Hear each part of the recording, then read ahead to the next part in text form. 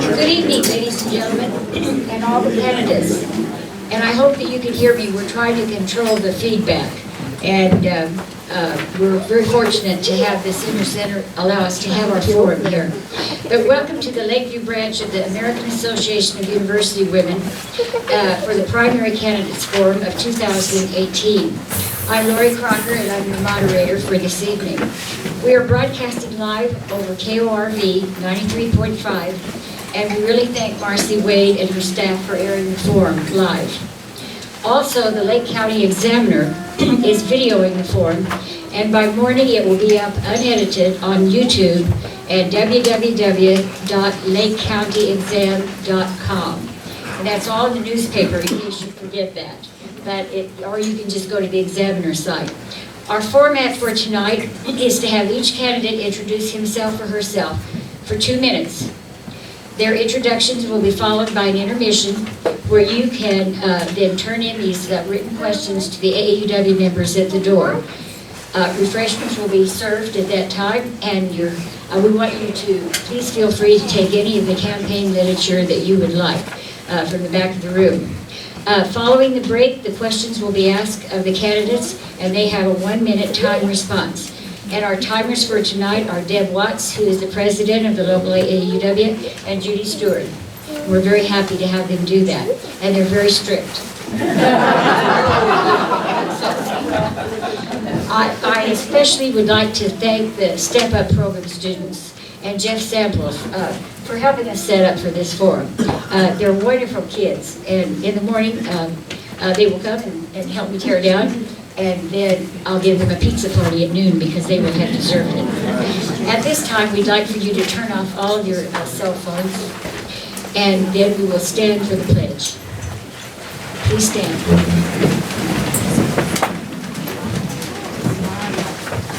I pledge allegiance to the flag of the United States of America and to the republic for which it stands, one nation, under God, indivisible, with liberty and justice for all.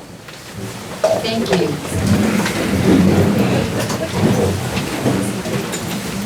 It's always in the spirit of agreeing to disagree that we have this forum.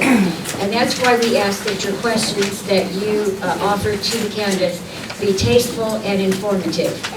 Because if I have to, if there's a question that I feel is too sensitive, I won't ask it. So I really appreciate your going along with our philosophy that they be tasteful and informative.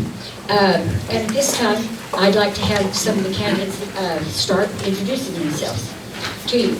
And we'll begin with Charles Brown, who's running for County Commissioner, position 2. Hello, my name is Charles Brown. Would you come to the mic, please? Okay.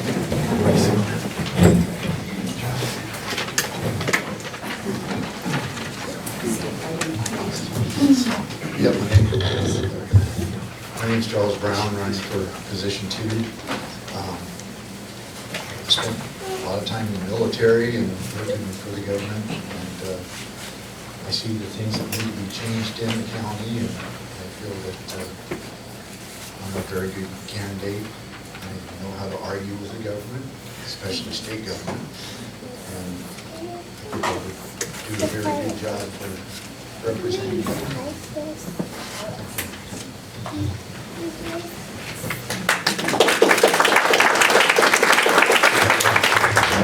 Thank you. At this time, another candidate for position 2, County Commissioner Michael Stetler.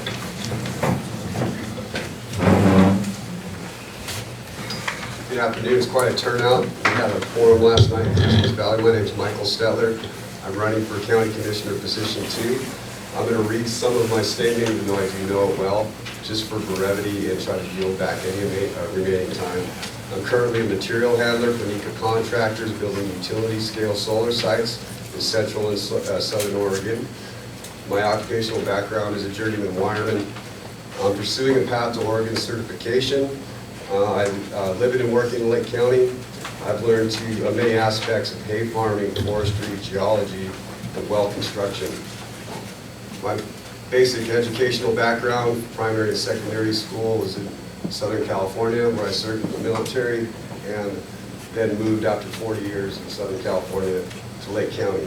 My parents had bought 20 acres in the Penn Phillips development, and it was part of their dream to own some property in the United States, being first-generation immigrants from Switzerland and Germany.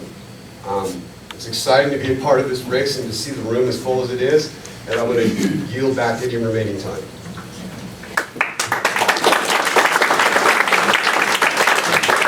Four candidates running for a county commissioner position 2, and at this time we'll hear from Bruce Webbin. Good evening, I'm Bruce Webbin, as Lori said. and some of you may remember that I ran in 2016. I hope you'll still remember. A lot of people voted for me, and I really appreciated that. A little more experience now at the campaigning and things. I was a complete novice back then. But just a little bit of background. We've lived here for 20 years. We operate a small business in town, some of you know that. We have a small farming operation.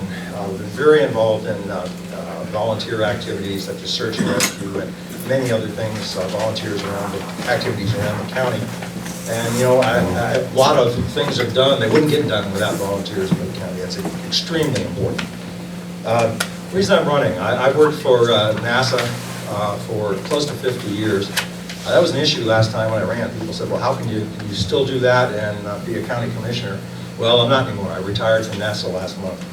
And so now I'm available. I have, as I said, 50 years experience managing, engineer, managing projects, managing people, managing budgets, advocating for programs, bringing them together.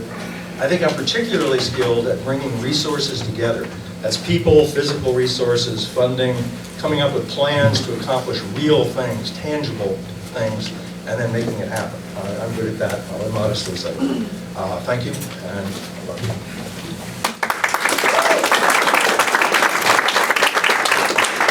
And the next candidate running for county commissioner position 2, James Williams.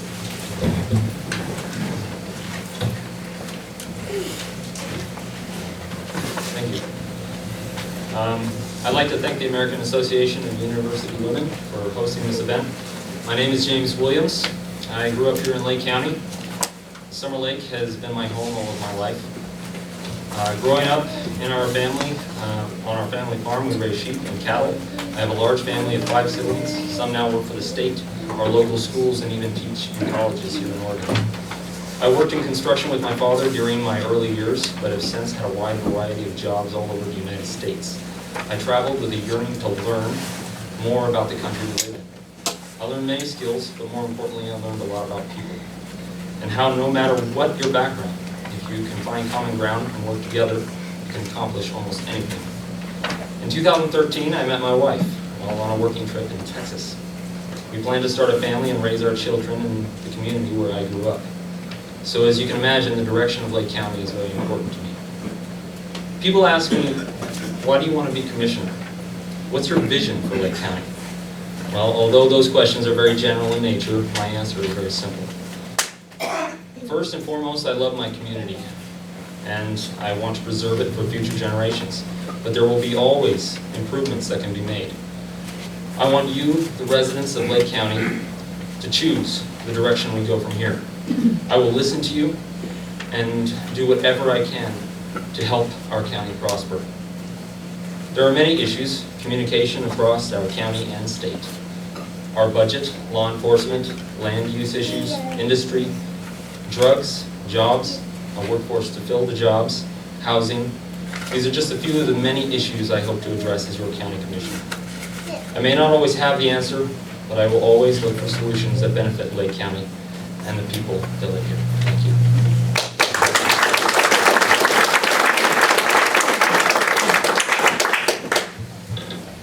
Okay, and now we're going to turn to a partisan Democrat, Republican, U.S. Representative District 2. And we have 5 of the 7 Democrats who are running.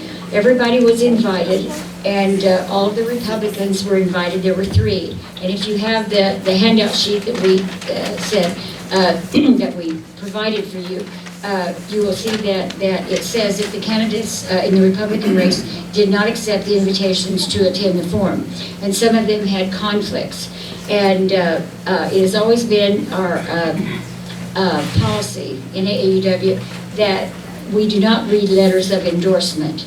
And so consequently, if you're not at the forum, you know you won't be represented. And so we were going to hear now from the Democrats that chose to come. Eric Burnett.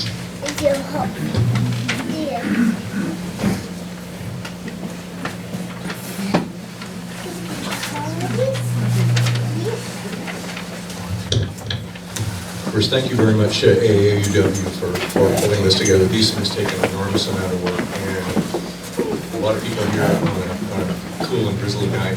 Thank you very much for being here. Thank you for being engaged in this. My name is Eric Burnett. I'm running for Congress against Greg Walden. A little bit about myself. I'm a California Maritime Academy graduate. I've lived in the district since 1991. I first moved there.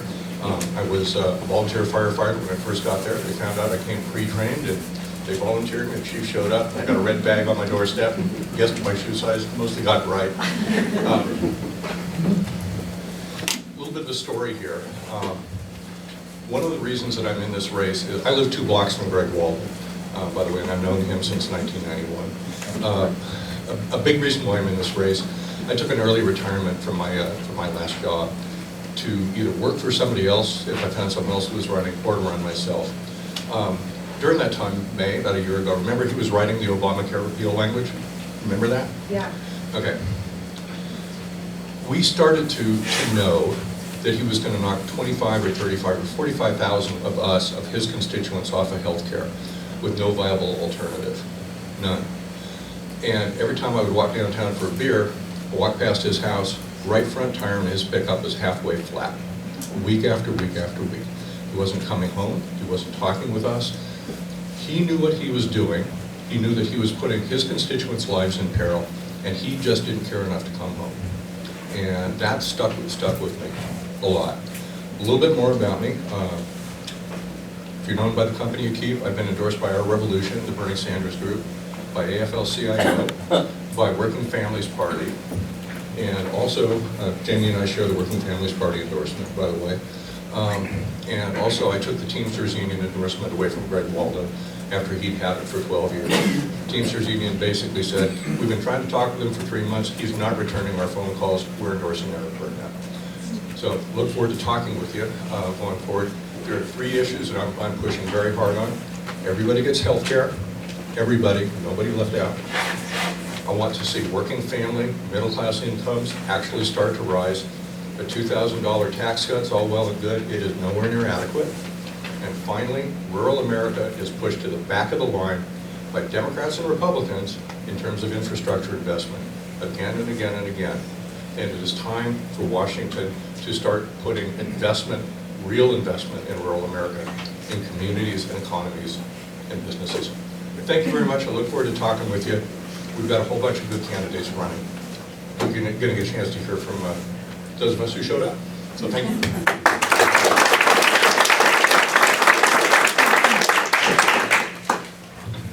At this time, we'll hear from Jim Prairie.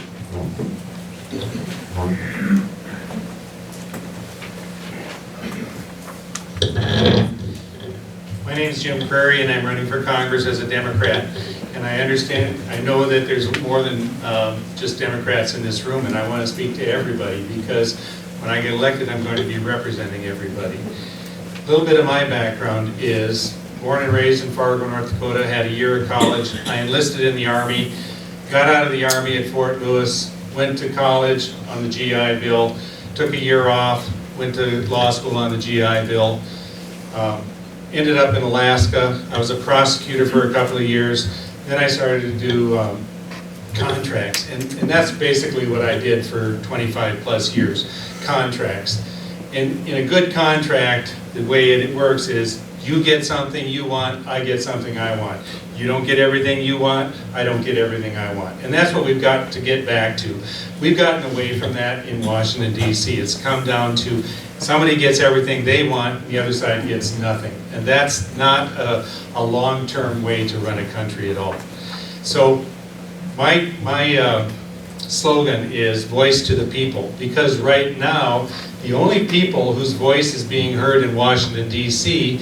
are the special interests, the corporate big dollar donors, which means, for me, my #1 issue is campaign finance reform. I want to get the big money out of politics. I want people to get elected to Congress that are actually going to listen to their constituents and actually represent their constituents, not listen to their big dollar corporate special interest donors and do their bidding. I'm taking money only from individuals. I'm not only talking the talk, I'm actually walking the walk. And that's because nothing is going to change until somebody actually changes it. So I have literature here. I will hang around afterwards. I would love to answer any questions that you might have. And thank you all for coming.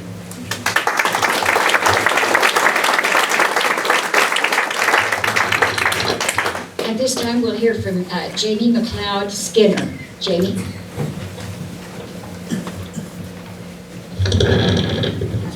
Thank you so much for organizing, and thanks everyone for being here. My name is Jamie McLeod-Skinner, and I'm a rural Democrat, running also against Greg Walden. My roots in the district, I finished high school in Southern Oregon. My family had about 50 head of sheep, about 18 acres, do hay, bucked hay, that kind of thing. My mom, who's on the flyer with me, she's a now retired public school teacher. She taught in Southern and Central Oregon, now lives in Jefferson County. And my wife's family's been ranching in Eastern Oregon for over 100 years. They're the Skinners. She's actually third cousin with Bob Skinner, who used to be the head of the Cattlemen's Association.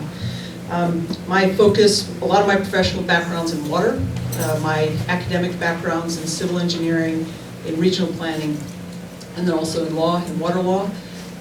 And I worked actually on the Klamath Water case when I was in law school.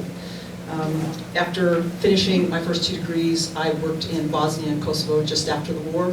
Worked as a civilian. I could not serve in the military, but because I had come out as a young adult, but I wanted to serve my country in other capacities. So I repaired schools and hospitals and designed water and sanitation systems. I've worked in local government. I've served in elected office for 8 years.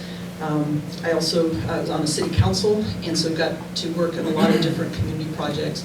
My focus in this race is to invest in infrastructure, and I talk about physical infrastructure, which is essentially the good paying jobs we need, and social infrastructure, which is taking away the barriers to getting those jobs.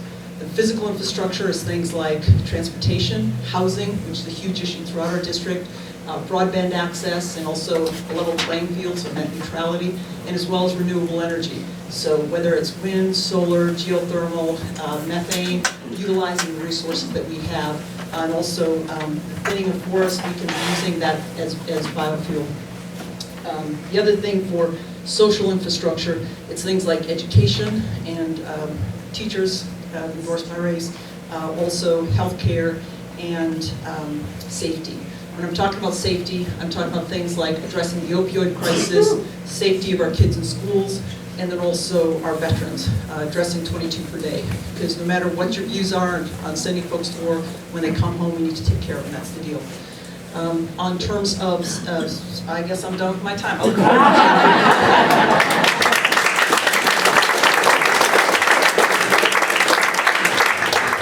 I appreciate those timers.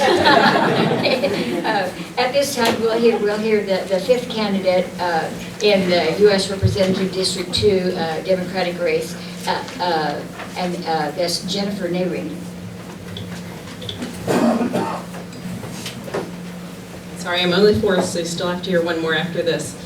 So I'm Dr. Jenny Nehring, and I've been a doctor for almost 30 years.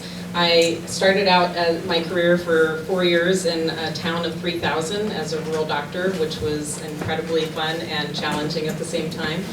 Learned how to stitch people up after they accidentally cut themselves with chainsaws and after they got knocked over by hogs, and had a great time doing it, but moved to Oregon 20 years ago, attracted by all the beauty that we have here in the natural resources.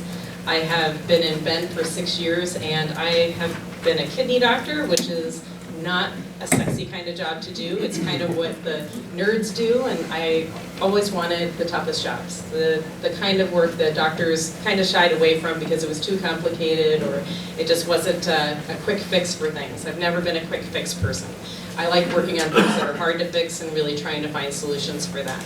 After doing that for 17 years, I became a palliative care doctor, which means I was dealing with people with chronic and serious illnesses, really trying to struggle with how it was affecting their lives, their ability to live well. So I spent my time really trying to help people figure out how they can live the best and healthiest lives they can in the face of, in my case, health issues, but that also included housing issues, educational issues, getting healthy foods, getting enough foods. So my struggle has been to try and take care of these people.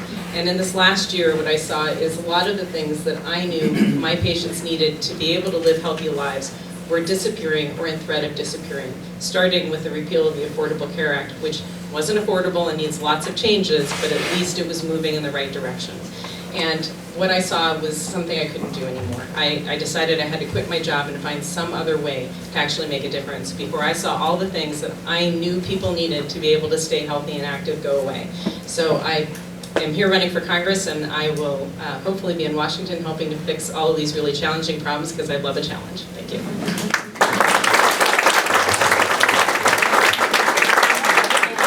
Timothy White, another candidate running for U.S. Representative District 2.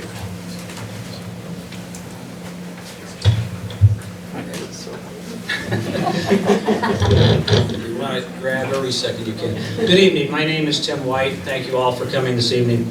A little bio about me. I'm originally from Indiana. I have a degree in economics. I have an MBA with a concentration in finance.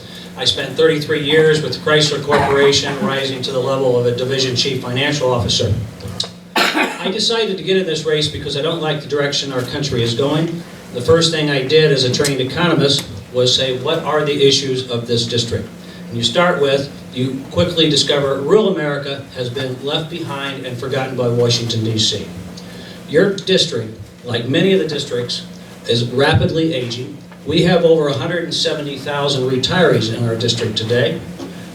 We have a per capita net income problem. Down here in Lake, it's about 18,000. That's 1,000 less than the rest of the district. That's 3,500 below rural America. Lake has 8% less employees today than they did 10 years ago. Don't feel bad. There's 14 counties out of the 20 that have the same problem. Yet with all this deterioration, 86% of this county votes for Walden every time. I don't understand it. I'm running on three things: protecting Social Security and Medicare for those 170,000. You all heard Ryan and McConnell say they're going to go after it to protect that horrible tax bill.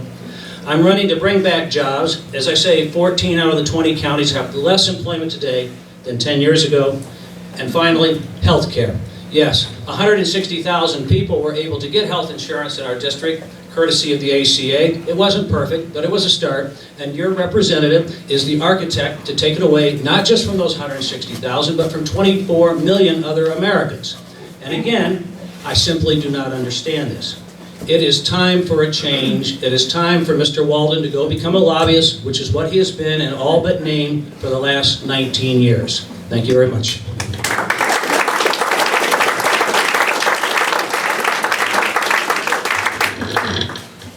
At this time, we're going to hear for the candidate for County Surveyor Darrell Anderson.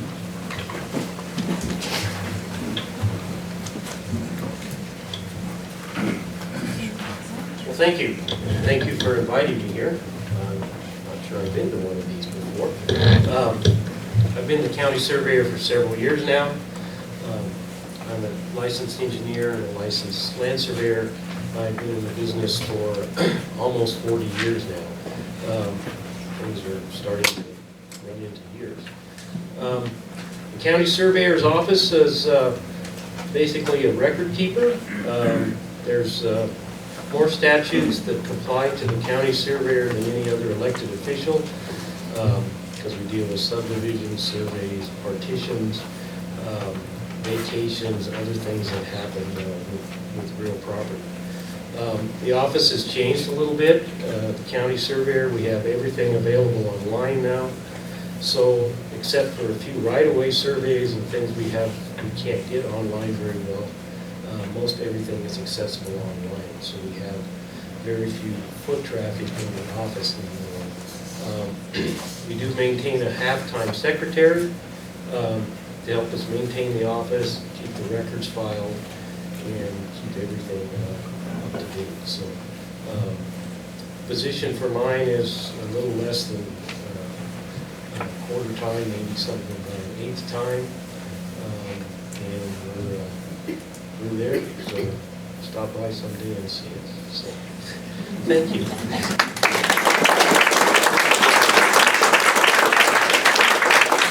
At this time, we'll turn to the County Commissioner position 3. We have 2 candidates for that office, and we'll begin with Mark Albertson.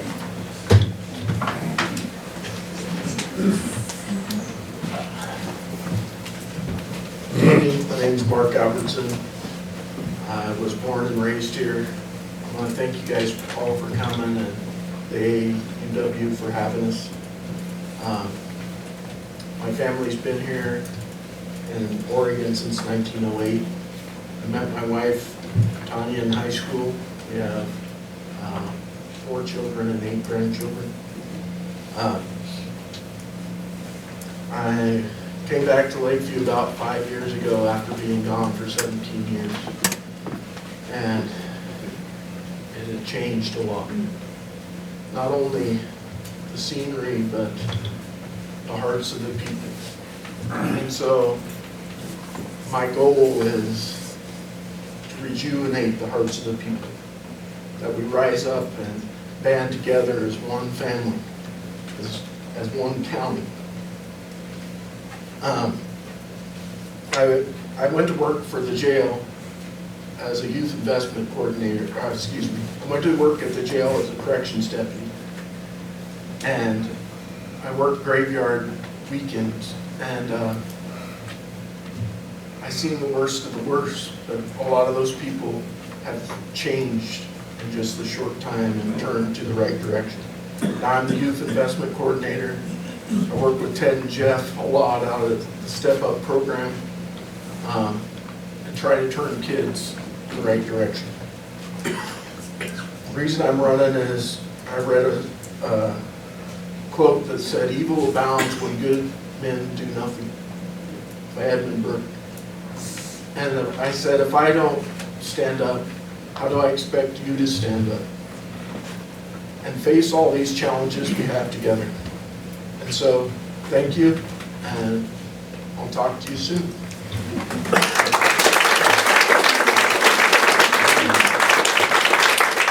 Now we'll hear from Ken Kessler.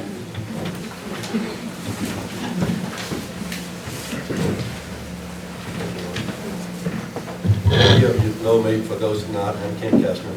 I grew up on a family farm in southeast Arkansas, one of 6 kids.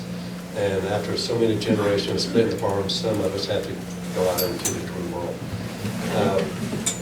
I went to college initially, and then took leave of college, enlisted in the United States Marine Corps. I've always been extremely patriotic. Maybe I watched too much John Wayne, I don't know. But they gave me what I wanted. They sent me to Vietnam. And when I came back, I went back to college, and I have just a love to learn things. And studied biology, a broad spectrum, mostly wildlife, botany, whatever. And I like to kind of delve into not the identification, but the physiology and other aspects of biology. I got a job with the Forest Service. I spent 14 years in Oak Ridge, Oregon, in the heyday of logging, spotted owl and the collapse of the logging. All my friends there were loggers. I still wear a hickory shirt because of my friends. When I was in Oak Ridge, I would come over to this side to get away from that side. In Oak Ridge, in the winter, you see the sun at 10 o'clock and lose it at 2 o'clock, except never saw it because it's cloudy. But this area impressed me, like the rural values that I grew up on in a farming community of southeast Arkansas. And I married late in life at that time, introduced her to this area. She said we're retiring there. I was able to transfer to the Bureau of Land Management, Unfortunately, I lost my wife to cancer. And unfortunately, I got to know someone else. I love Mary Kester. My emphasis is really, as commissioner, is to work on larger things, more complex. Education and health are probably my two biggest things. Getting internet out to the schools has been a big challenge. We work, but getting the internet out to the kids at home, that is their Encyclopedia Britannica.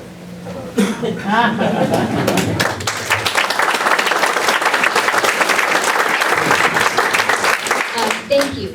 In a minute, we're going to take a break, and where you can turn in your questions, and then we'll call everybody back after about 15 minutes.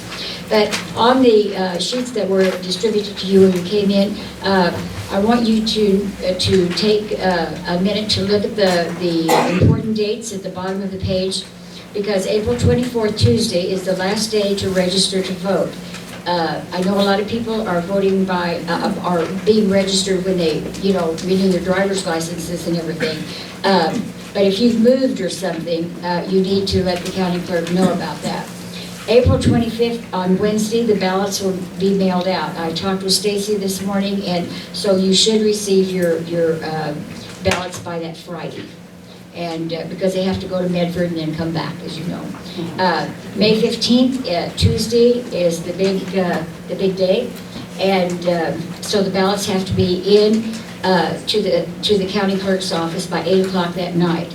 And to help people so they don't have to go in and turn in their ballots or pay to mail it, or something like that, Lake County has now installed the locked ballot box, which is on the south side of the courthouse, where all you do is drive up and then put it in the ballot box there.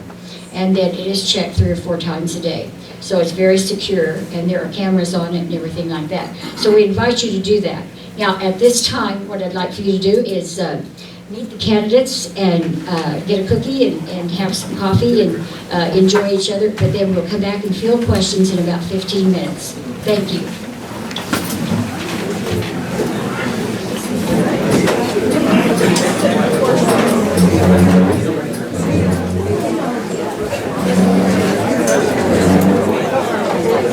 All candidates speak up loud.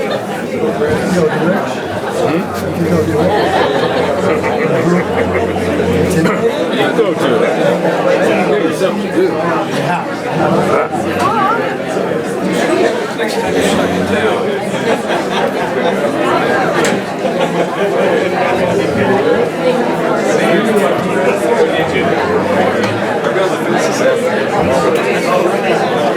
Not really. How are you? Good. Thank you for those pictures. Appreciate it. Thank you.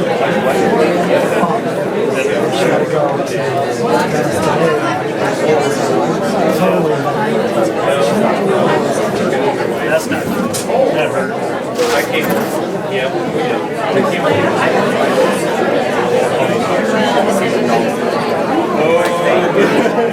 At least it's not for me.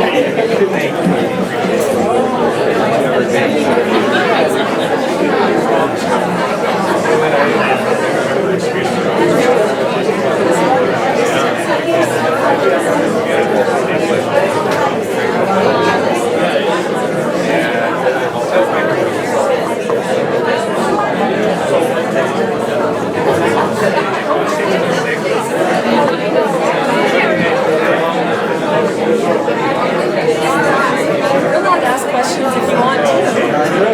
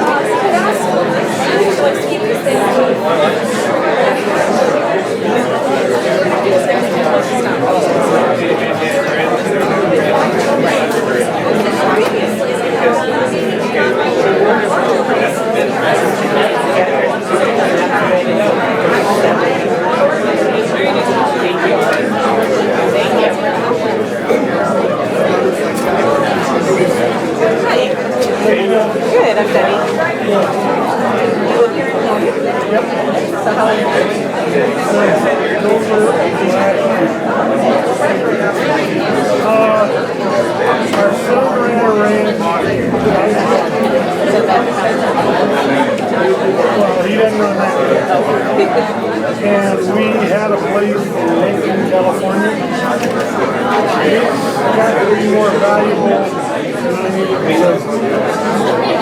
So, sold it. Actually, my wife wanted to stay in California. They're pretty good folks. Yeah, we would, if we had the money, we'd go to a place, we would like it, put it in our office, something like strange. You know, like a cousin, uncle, brother, sister, way to live. So finally my son told my wife, quit running around looking for a place.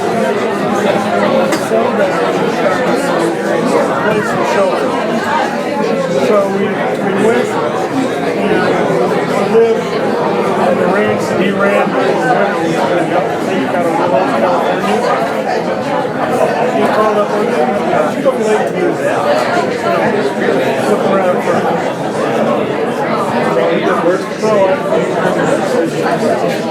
and we got a hold of a friend of ours, came up here, they go to the house, we buy half of it, we have to pay in California. Old plan fit it, new fit it. Okay. Then, from what the guy he was working for bought another ranch on that west side. So we're like 8 miles.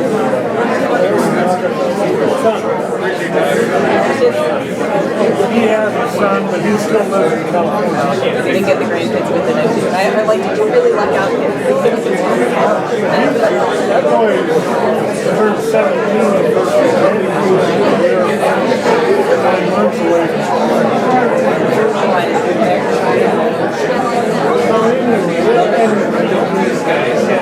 She really likes right now. Working on the fair board.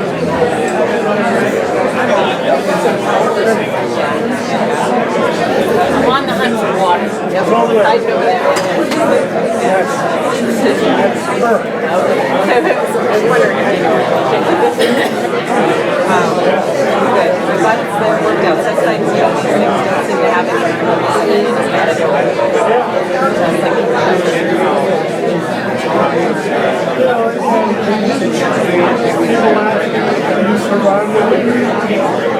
Real bad, baby, stay inside and go to the woodpile twice.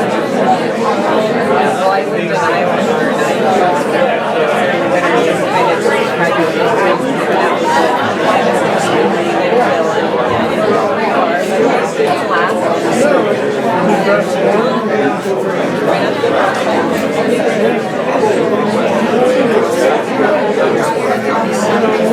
And it's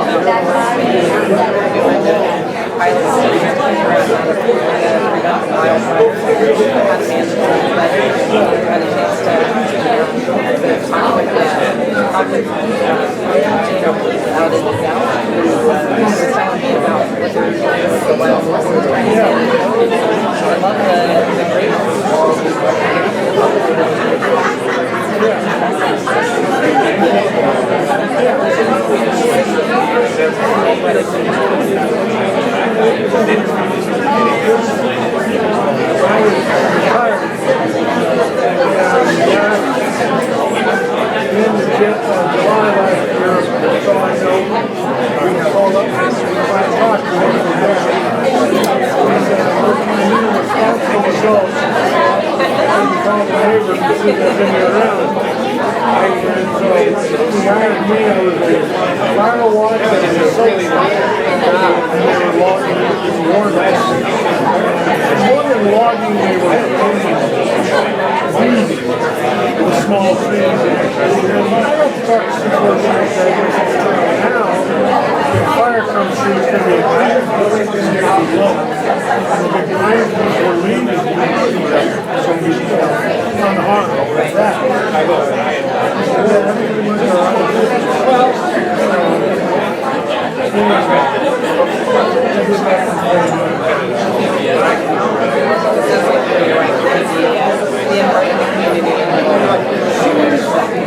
more a part of the community.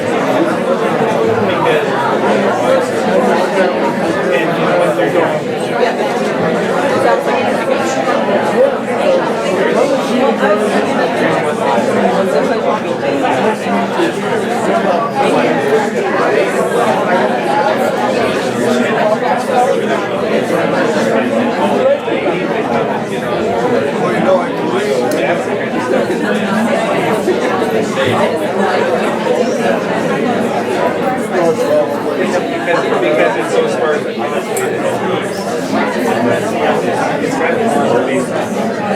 We have a critical shortage of blocks. Get on,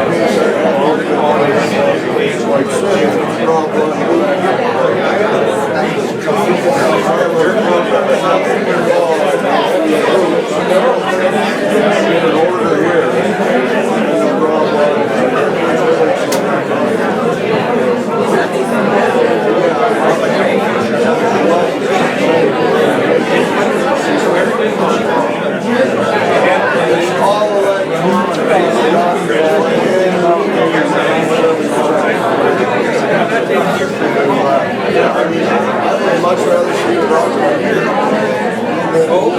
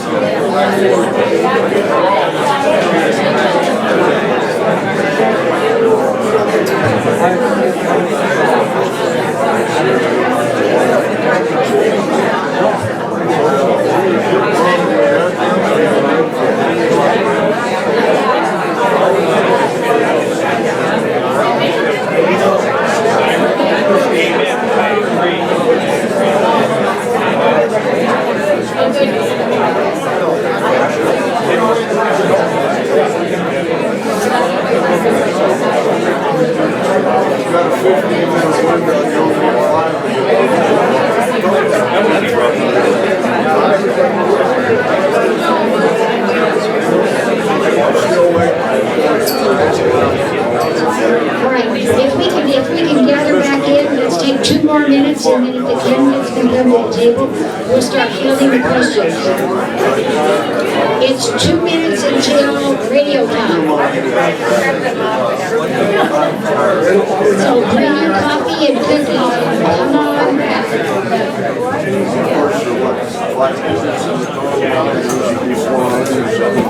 I think we have the mic fixed a little bit. Can you hear better?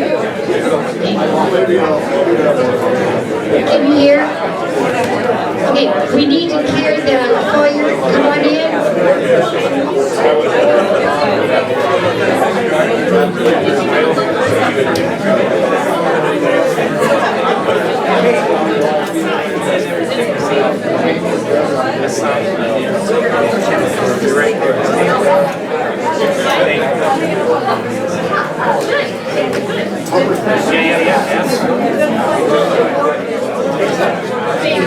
Really? You know what I do? I had a bunch of 66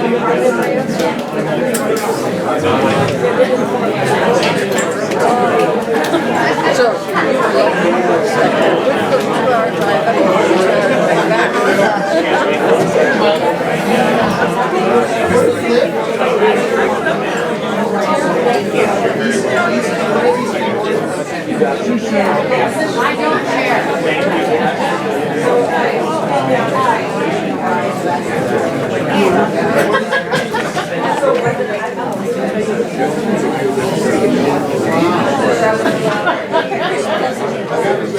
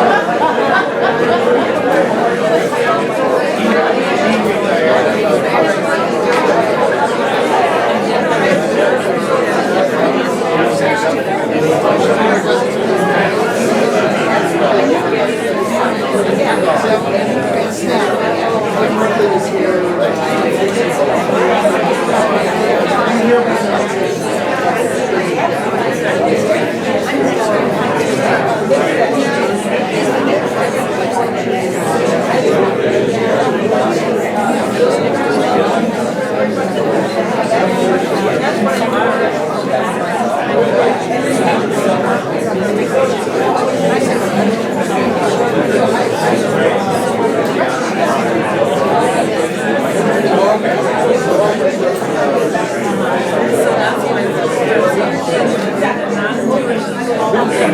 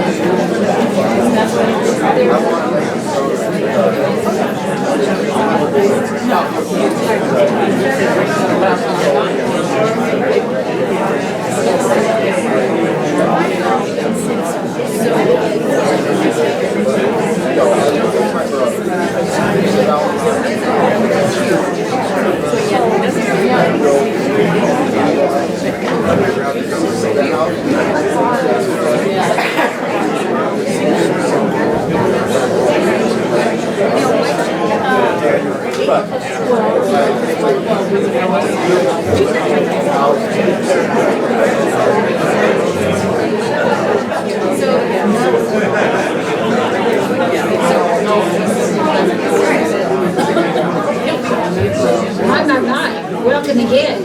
We have many, many questions. First, we have to decide your handwriting. And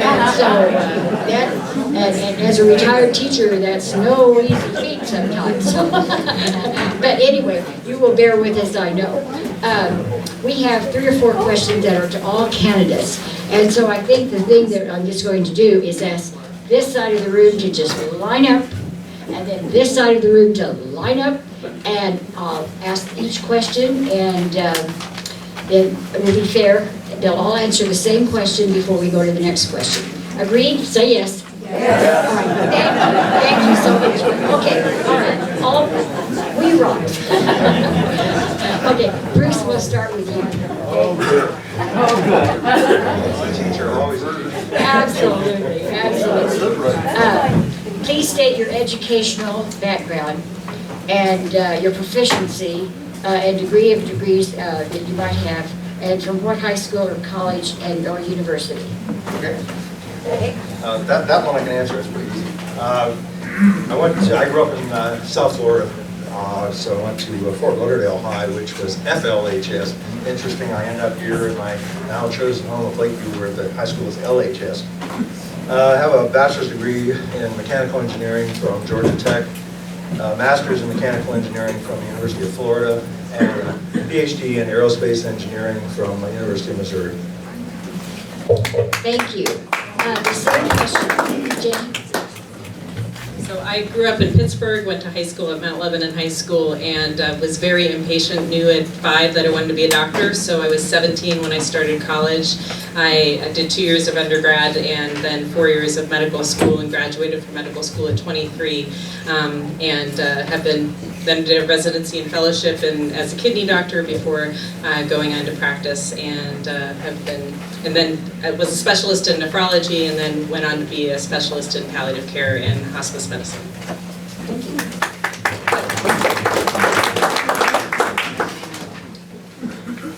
Hi, my name is Stetler. basically high school graduate with 2 years, maybe 3 years post-secondary education in aviation maintenance, rotor wing, fixed wing, technical guy. Joined the Navy, got a lot of training, various schools from VEE, electricity, electronics, all kinds of certifications working around F-18 aircraft, launching off of an aircraft carrier. I was a contractor in California, have never been certified in Oregon to work in the profession that I've spent my life in. I'm heading down that trade. It's a little bit challenging, but I've never been afraid to be green. Part of getting this job would be going through quite a curve and meeting all the people and doing the work of networking to get the things done that we need to get done. I thank this forum, and that's about what I got. Jim?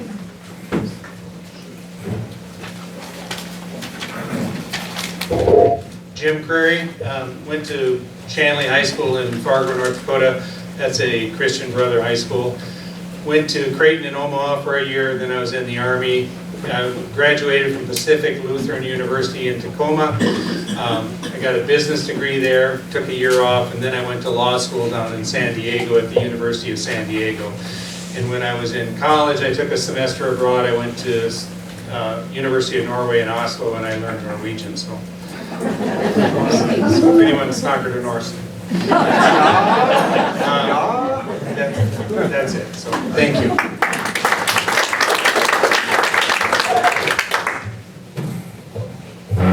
My name's Charles Brown. I grew up in Washington State. I went to Bethel High School, grew out in the country, which is now city, and went in the Army at 17, spent 9 years active duty. Got out for a couple of years, worked for the airlines, and then decided to go to work for Department of Defense. And then after that, I decided to work civil service and went right back to Alaska, where I spent 2 tours in the military. Just loved fishing and hunting up there, and organizing things. So helped organize financing for different projects up there. So thank you.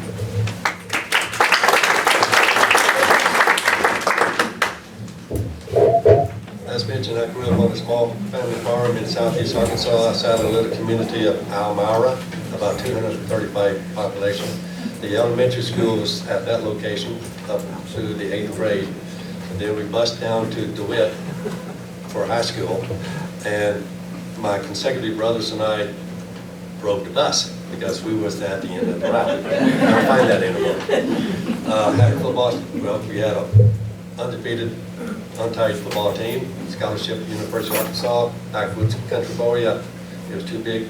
So left, went to Marine Corps, over Nam, came back, went to a smaller school, Henderson State University, got BS in biology. I kind of had a broad spectrum of wildlife, fisheries, botany, etc. Took leave again and went to Peace Corps in Nicaragua, came back and continued my graduate studies, and then landed a job with the Forest Service as a fish, wildlife, botany biologist down in Ojai, California.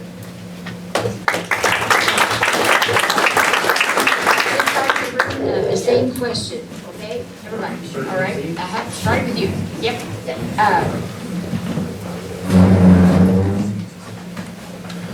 Mark Albertson. I went to Union School. My 5th grade teacher's here. Shop teacher's there. I also went to OIT for 1 year. I went to Chemeketa Community College, and I was the first pastor to ever go through that college.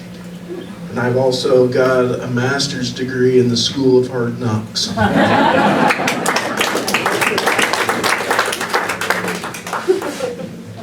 James Williams. I was actually homeschooled my entire life, so I'm not going to be able to compare to all the PhDs. But I had my own business at 16. I was homeschooled by my family along with my 5 brothers and sisters, all of us, and we've since all gone on to either get jobs for the state or work at colleges. I've volunteered at schools and assistant taught at schools in the past in computer science. I have my own business in videography and audio editing. I worked at radio stations throughout the state, and yeah, that's pretty much it. I don't really have too much of the others that you're going to be hearing tonight.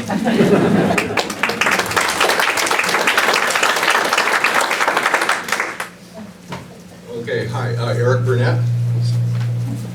I'll stand back a bit. Eric Burnett, I graduated from California Maritime Academy. Basically, come out of that with a Bachelor's of Science in Marine Transportation and a U.S. Coast Guard license under the tonnage, third officer, oceans, any ocean.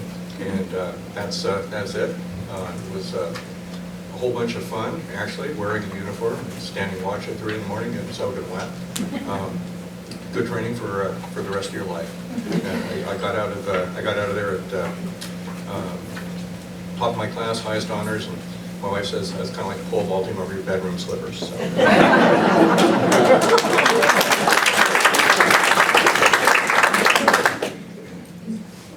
Hi, Tim White. I mentioned I have a degree in economics from Indiana University. Then I went on to graduate school where I received an MBA with a concentration in capital investment. And that's kind of my thing. Oh, Lawrence Central High School in Indianapolis.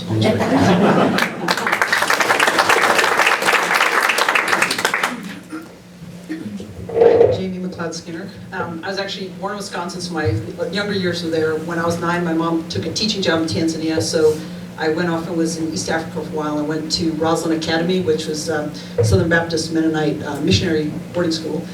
When I returned to the States, moved to Southern Oregon, so I graduated from Ashland High. Went off to school and actually started initially studying ag engineering at the University of Arizona, and then followed in my stepdad's footsteps, and got a BS in civil engineering from Rensselaer Polytechnic Institute. Got a master's, so like a lot of folks from rural communities, I had a chip on my shoulder, so I wanted to go to fancy schools. And so got a master's degree from Cornell University. And then later when came back to school and got a law degree from the U of O.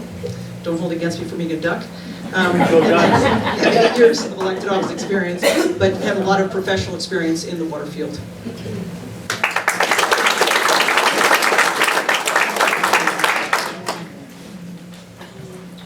Darrell Anderson, Lakeview High School, here in Lakeview.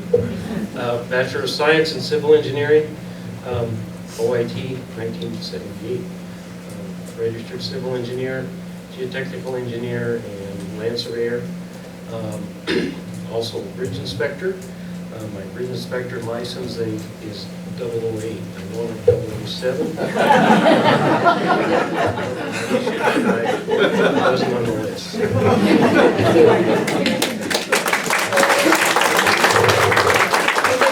Address the next question to this side of the room, and we'll start with Darrell. What do you believe are the issues that really matter to the citizens of Lake County? And if you're a congressional candidate, have you ever been to Lake County? Well, it's no to the second one. I guess looking at the position that I'm in, it's pretty much a take care of business position. We don't really have any any type of controversy or anything or representation. So it's just keep the office open, keep the records there, and follow the statutes to operate the office. Mark?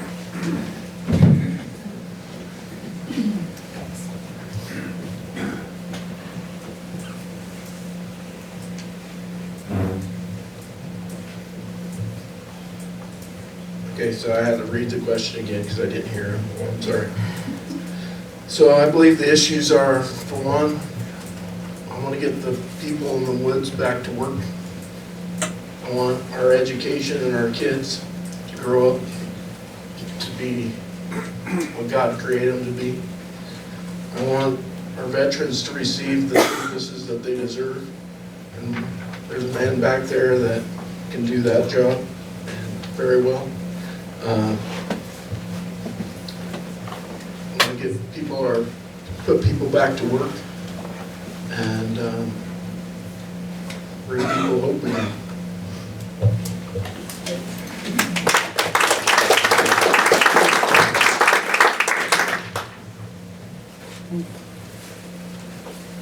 So, this is a really big question. There's lots of issues that I could talk about. If I had to pick one or two, I would say probably the most important thing is communication between the north and the south ends of our county, as well as the east and west sides of our state. Perspective is a very interesting thing, as a wise man once told me. And we have to be willing to get out of our comfort zone and look at things from a different perspective sometimes, and at least listen to what the other side is saying. So because I'm from the central part of the county, I do think that it is important because I've seen issues from both sides, on the north and south. I also think that it's important in jobs. Jobs are a big thing. We've got some big projects coming into our county that are going to bring in a lot of jobs, and we also need a workforce to fill them because we just don't have people we need. Yeah, thank you.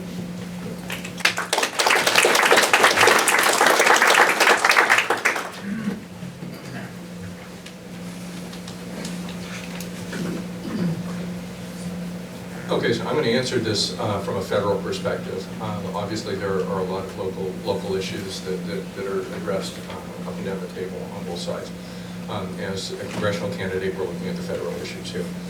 The federal issues that I think matter here matter across the county, and the things, or excuse me, across the district is not just this county. The things that are important to me are the things that matter to every single person every single day, and that is healthcare, working family incomes, and real and meaningful infrastructure investment. And these are things that the federal government can and must do, and frankly is not doing a good job of right now. Have I been here before? My wife and I are both long distance dirt road mountain bike riders. I turned 60 and I don't ride single track anymore. She won't let me have a darn motor either. So yes, but I've stayed away from here in the winter. Just saying.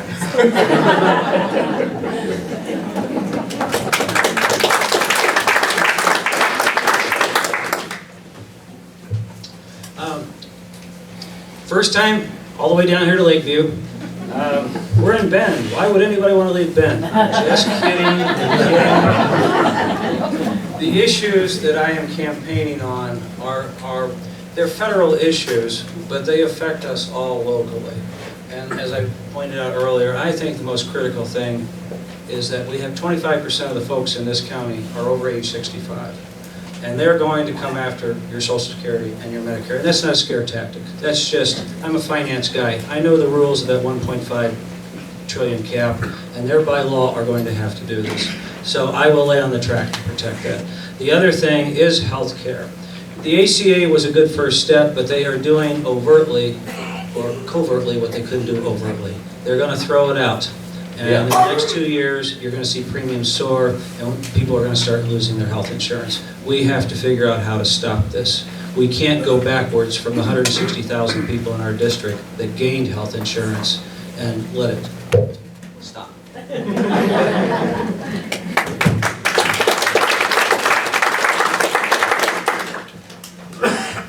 So the thing that we do well as Oregonians is work together, because regardless of party affiliation, we all care about our families and we care about our communities. So going back to that social and physical infrastructure thing I was talking about, housing is an issue throughout our district, and I've been spending the last 10 months doing this full time, so of course I've been to Lake County.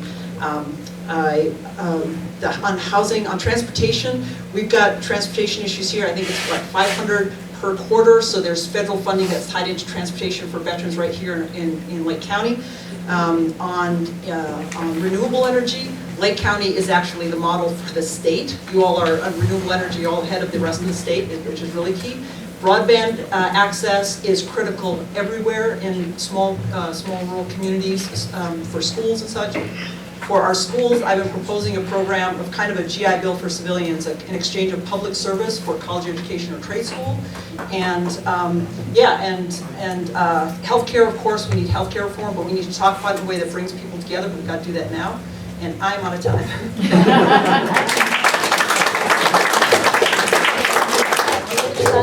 Of the candidates will address the same question, and then they'll stay right here to begin the next question.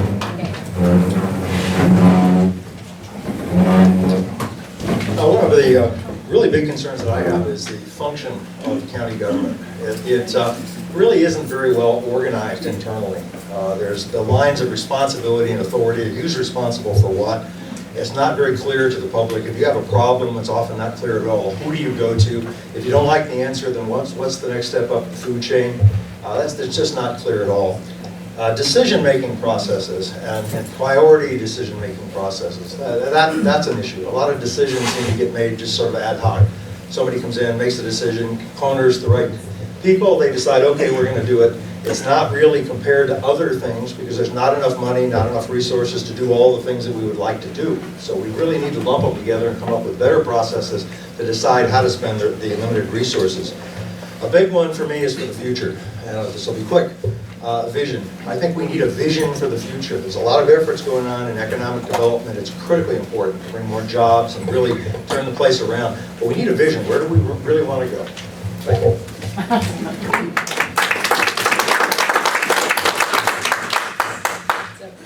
I'll answer the second question first. This is my second time actually getting to spend time here in Lakeview and in Lake County. The first time I was down, I got to visit with your hospital CEO. This time I got a chance to sit down with Jim Walls and hear about what the options are in terms of the pilots we're looking at for how to manage our forests better and prevent forest fires. Had a great hour-long discussion with him. He's a wealth of information. Had a chance to talk with Jane O'Keefe about what they're doing with the wild horses and the creative and innovative ways you guys are dealing with your problems. In terms of what's important to me, I think it's pretty obvious as a doctor. I quit my job to try and get the cost of healthcare down. I think we're wasting too much money on that, and I think we need to spend our money on our kids and our seniors.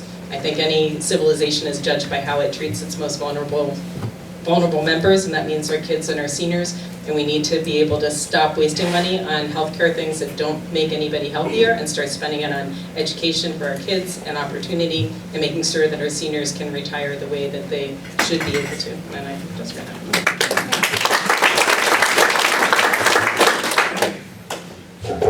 Quick glance at that question again.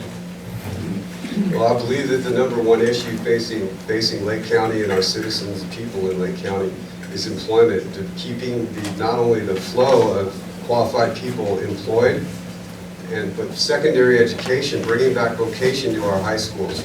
Funding for that has been largely removed since measures 5 and 50 in the 90s and put a tax cap on property tax. I'm not advocating for any type of increase in taxes, but that has severely limited the ability for the primary and secondary school education to get vocation and bring into the workforce qualified talent at young ages.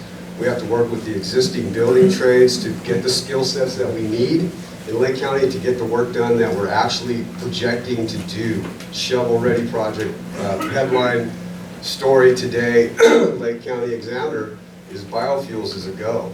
So we need workforce development as well as taking care of our obviously aging population.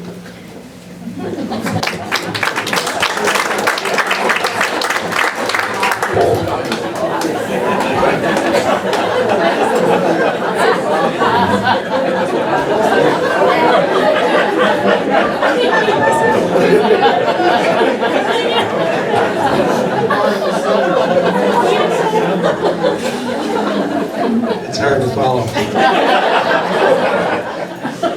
Jim Prairie. I've been here multiple times. I ran for Congress in 2016, so I've been here many times in that respect. One of the best times I ever came was I came over with 2 other guys and we spent a day with Jim Walls, and he showed us all the renewable energy, the geothermal, the solar. It was awesome, and I want that. What Lake County has is what I want for all of Congressional District 2, renewable energy. I know one of the problems is affordable housing, and that's again universal throughout Congressional District 2. Affordable housing is a problem everywhere I go. Infrastructure, absolutely, and those would be good paying jobs. Those are things that roads, bridges, water systems, sewer systems, high-speed internet, the grid, those are all things that we should be spending our money on, and that's what I would be pushing for. But again, it all goes back to campaign finance reform. As long as we keep electing people that are going to be beholden to the corporations, I don't see any of that happening, and that's why I'm for public financing elections. Thank you.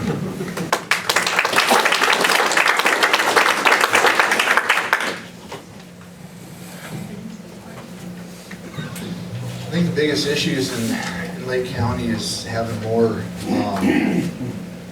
involvement. I hear a lot of people say, well, there's north and south, and Lake County is Lake County. I think we all need to work together to resolve the problems that we have here. Jobs, the infrastructure we have needs a major work. We need to get more people in the workforce. Like I'm saying, we got all kinds of jobs coming in. We got, you know, yeah, there we go. That's thank you. And that's something I think would really help the county put people to work and increase what we need here. And the schools are another major things, schools and the seniors.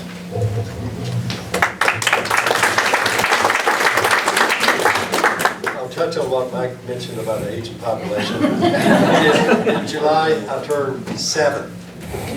I'm not a detail person, so don't count years, just decades. There's many different issues, aging, kids, infrastructure, everything.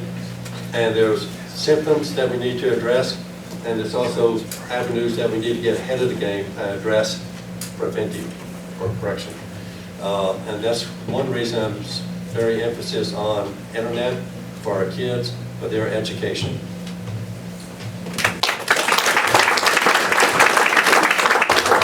Two other questions that are for all the candidates, but I'm going to turn to, I will get these in, but I'm going to have them individually now, you know, to field their questions, okay? And so, I need to start with the representatives, and so, let's see. So Eric Burnett, would you come to the mic, please?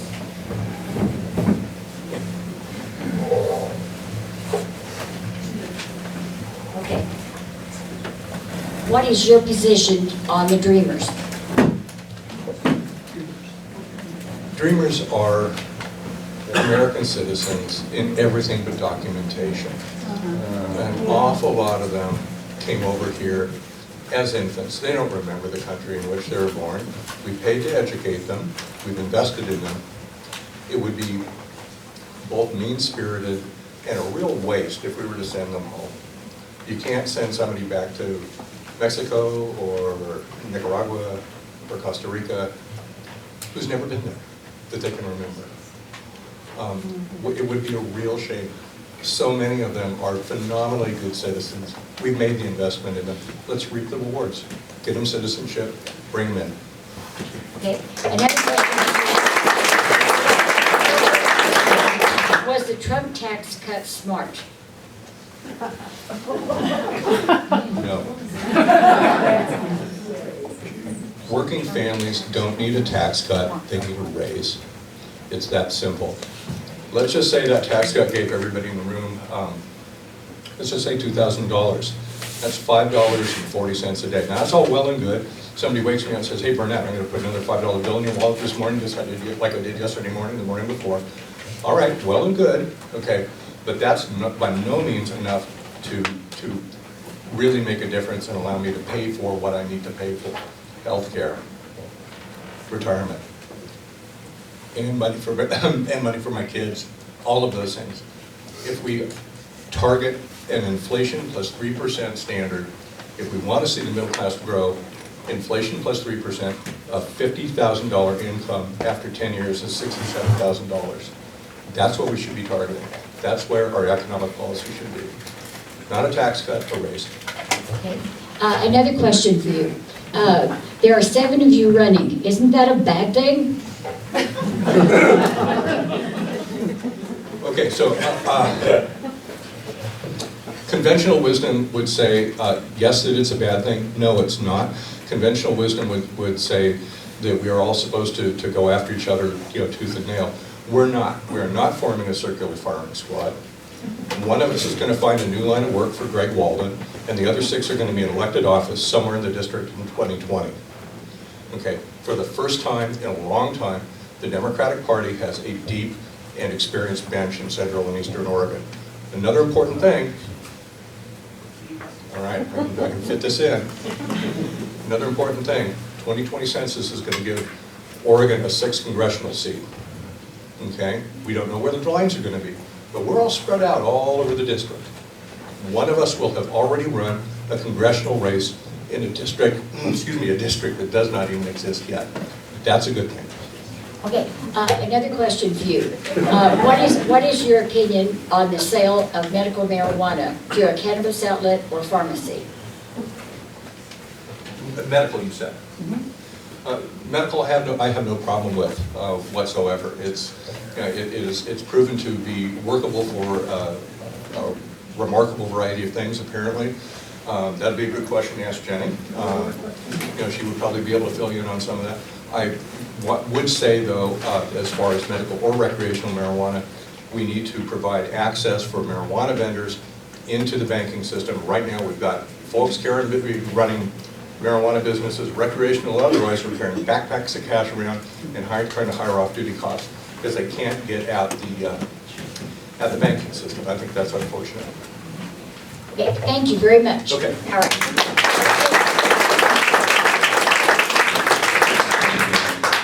This is a question that's for all the candidates, and I'll just keep fielding it as we have it. What is your position on the Dreamers? I have 4 children, and to me, the only difference between my 4 children and the Dreamers are on my children's birth certificates, they have an American city. Otherwise, they've been educated here, they grew up here, and I would make Dreamers Americans as fast as I could, because I agree with Eric. We're losing if we say to these young people, you have to go back to some country that you know nothing about. We've invested in these people, and they have invested in us. And unless they have some kind of a felony or something like that, I would absolutely give them a path to citizenship. Very easy for me. Okay, your next question, what is your opinion on the sale of medical marijuana through a cannabis outlet or pharmacy? I was a prosecutor, and 100% of what I did was alcohol related. And what I would do with marijuana is I would legalize it, I would tax it, and I would regulate it. We tried prohibition in the 20s and the 30s with alcohol. And if you cannot prohibit alcohol, you cannot prohibit marijuana either. And so I would tax it, legalize it, tax it, and again, let people have access to the banking system and bring them into the stream of commerce. It doesn't make sense to me to keep trying to, go after them and spend all that money on enforcement. You're not going to stop it. And so let's, like I said, legalize it, tax it, regulate it. Okay, and for right now, this is your final question, but all of you will have another question later. Please tell us about your plans for campaign finance reform. Thank you. Real quick, I would give every registered voter $50. The only thing that they could do with it would be to contribute to an issue or a candidate they can vote for. We have 500,000 registered voters in this district. That would be $25 million that voters could contribute. When I ran in 2016, I had 106,640 votes. If everyone that voted for me gave me $10, that's $1,066,400. You can run a heck of a campaign. You don't have to go to, fundraisers in Washington, D.C., or fundraisers on some golf course in Florida or Texas where the lobbyists and the corporations come up and give you $10,000 or $20,000 checks. I want people to be beholden only to their constituents. We have a representative form of government. We're supposed to be representing you, not big dollar corporations. And so that's public financing of elections. I can't get the big money out of politics. That would take an amendment to the Constitution or reversal of Citizens United in the Supreme Court. I don't see either one of those happening right now. Thanks. Thank you very much.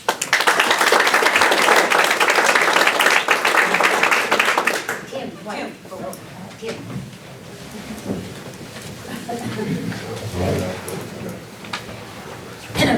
We'll start with the same question that the others have had. What is your opinion on the sale of medical marijuana through a cannabis outlet or pharmacy? Well, I agree with Jim that it needs to be regulated and taxed.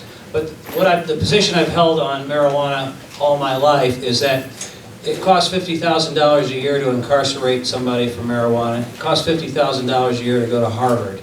You get more for your return if you sent the kid to Harvard.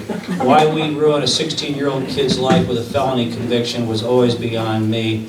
So I don't know what the right answer is. Maybe it's the Canadian thing, and let the government control the outlets so we don't have some of the social issues that and we're going through those growing pains right now. So I don't use it anymore. I did go into a shop in Bend by accident. I thought it was a tennis shop. I was told. They said, they moved down the street. And I said, all my life I was waiting for this to happen. How do I do this? So I at least had to go in and look at the thing. What is your position on the gun issue? I spent last night in Prineville. Eric and I were two Democrats at a Republican candidate forum. That was quite interesting. So obviously the questions about guns, Second Amendment, all these things. I have taken a very, very strong stance against AR-15s in the environment. But I had enough people last night bending my ear that I went home and did some more research. 38,000 gun deaths last year. 11,000 were homicides. All the rest were suicides. Of the total amount, 7,000 of those were handguns. A very small portion is the AR-15. I think I've, like the rest of the people in this country, I've let my emotions direct my policy, and I'm going to go back and rethink this. I think we need to bring everybody to the table and talk about what is the real issue with guns. And I think even 43 that's going around the state, again, I think it is an emotional reaction, and we're not asking the right questions.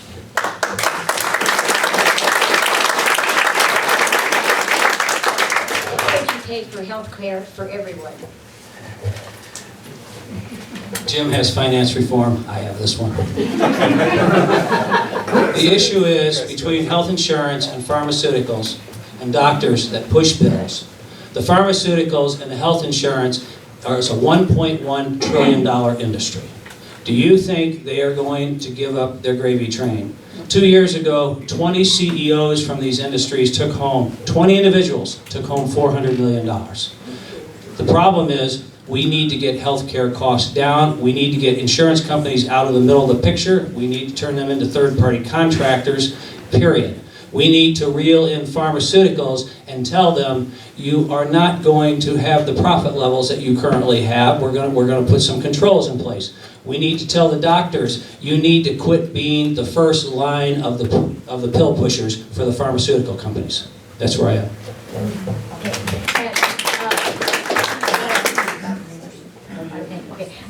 What is your position on the Dreamers? I agree. The kids that were brought here, they were brought here because of our own short-sighted policies.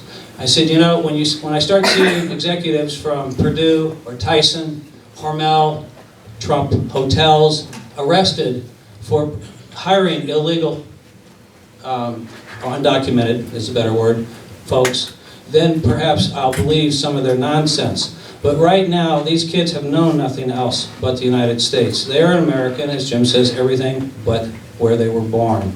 So I do believe we have the right to secure our borders. I've traveled all over this planet with my career.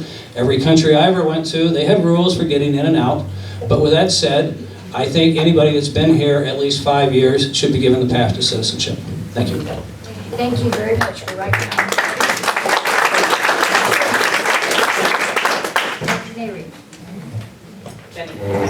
Jenny's fine, yeah. What is your position on Dreamers? This is getting to be repetitious, so, but I think that's because all of the candidates agree on this. You know, the Dreamers have already been vetted. They're not felons. They're people who have been following all of the rules, and they deserve to be citizens. They didn't choose to come here as children, but they're here. We've been taking care of them and helping to educate them. They're going to be great citizens, and we need to allow that to happen. Okay, and Why do kidney patients have to travel all the way to Bend or Klamath Falls 3 days per week for their hemodialysis? Could dialysis not be provided in Lakeview? So, I did not write this question, I want you to know.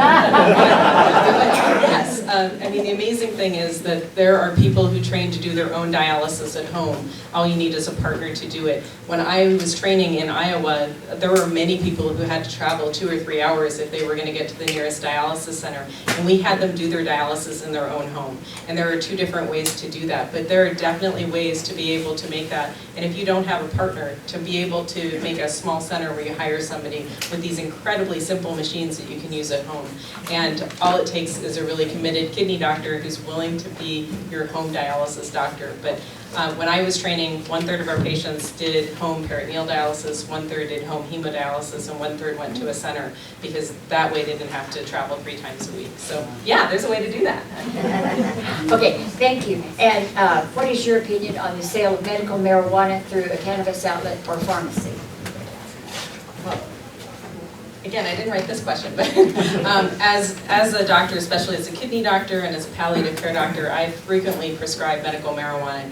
It is so effective for appetite loss, for nausea, and for pain, where all of the other medications, all the other things we would do were ineffective for people dying of cancer, for people who are suffering from chronic disease. Incredibly effective, and there's no question in my mind that medical marijuana has very clear benefits and may be something that we can use to try and help us deal with the chronic pain that we're not dealing with well that led to the opioid crisis. And so we need to be looking and continuing to research the appropriate uses of medical marijuana, and that's a totally different topic from the recreational marijuana, where we know that just talking with the sheriffs down in Medford and Grants Pass, they are struggling with the fact that they cannot get the workforce to enforce the issues related to the recreational marijuana, and it is affecting the water use, it's affecting how well they can manage, and they do feel like this is something where they need funding to be able to take care of the recreational marijuana. Thank you very much.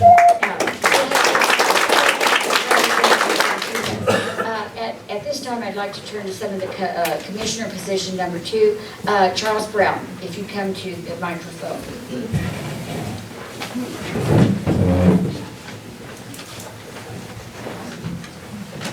What is your position on the sale of medical marijuana through a cannabis outlet or pharmacy? Well, I agree with all the other candidates on this. I've seen people with cancer and medical problems where the medical marijuana has been a lot better than the opiates. I am a disabled veteran that is on opiates. I've cut myself down from it because you can get addicted to it and it causes problems. And I had my doctor get upset because I did cut back on it. It is dangerous and it's very easy to get, addicted to it. So the medical marijuana, even the oils and stuff that they come up with, is a lot better. Like some of us were saying last night, God created it. Let's use it the way it should be used. Okay, what is your position on dreamers? I agree with that too. They weren't brought here without, they didn't know that their countries that they've come from. I know people from the Philippines, I know people from Mexico, around the world. My family's mixed.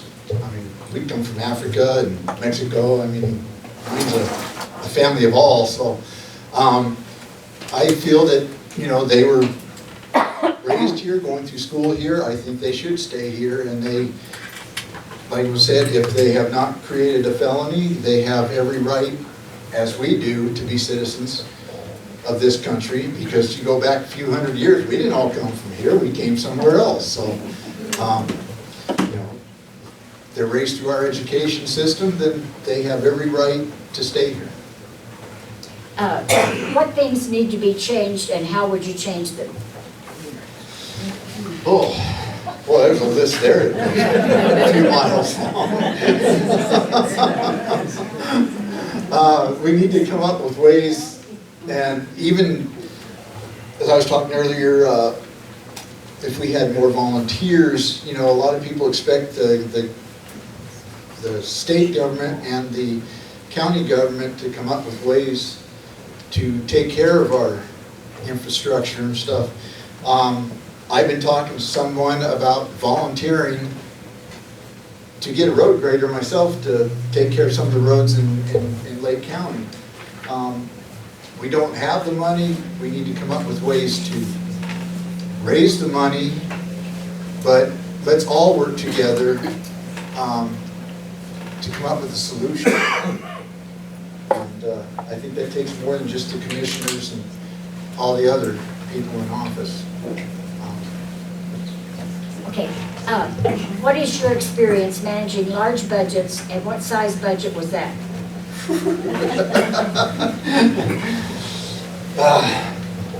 Managing large amounts of money, we're talking about millions. Remodeling housing at Fort Wainwright, which was kind of ridiculous what they were doing. Take 3 bedrooms, make 2 bedrooms out of them, take 2 bedrooms, make 3 bedrooms out of them, only to separate enlisted from the officers, which I thought was the biggest waste of money there ever was, especially when 2 years earlier they'd all been remodeled and new windows and stuff. So yeah, millions of dollars into that, which I just cringed at. But you're given a budget and it has to be budgeted out and used where it's appointed for. And trying to distribute that where it's supposed to go is major work. And, not an easy task. Okay, what do you think can be done about the issue of animal control, and are you in support of an animal control officer in Lake County? I don't know what kind of a problem you guys have here. We don't have too much of a problem up north. I mean, we got animals everywhere.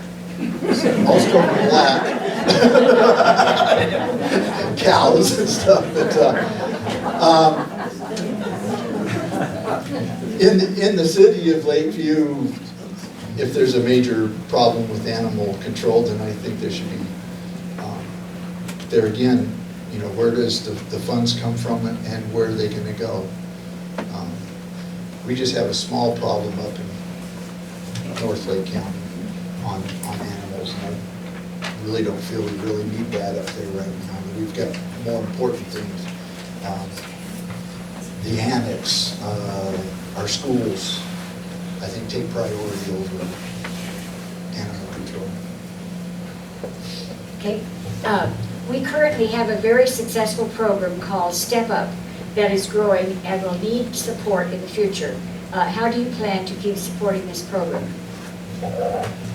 That's where all the commissioners come in. You got to work out on it and see the best way to create the funds or have the funds. There again, it falls into with the rest of the budget that we have in this county. You know, I mean, this what, the second or third largest county in the state, but we've got the smallest amount of revenue coming through. I mean, you know, it's something you just got to work together and citizens. I mean, you ask everybody for suggestions. I mean, that's how it is, you know, working together. I mean, we got, the whole county has to work as a team, not just the government. Okay. What do you know of the recently announced Red Rock project, and how do you support it? Yes, I do support it. One of the, well, a couple of us, you can't talk about yourself, right? About the biofuel, that has come into effect in the last few years. When I was in the military, you had 5 or 6 different fuels. Well, now they've got it to where you can use one fuel for airplanes, helicopters, Jeeps, trucks. And with the Red Rock coming in here, I think it would create a lot of good jobs, and the revenues and stuff from that, I think would really help the county. Okay. What do you think about the agriculture in Lake County, and is it sustainable? Well, gee, if it wasn't for agriculture, I wouldn't get my car washed all the time.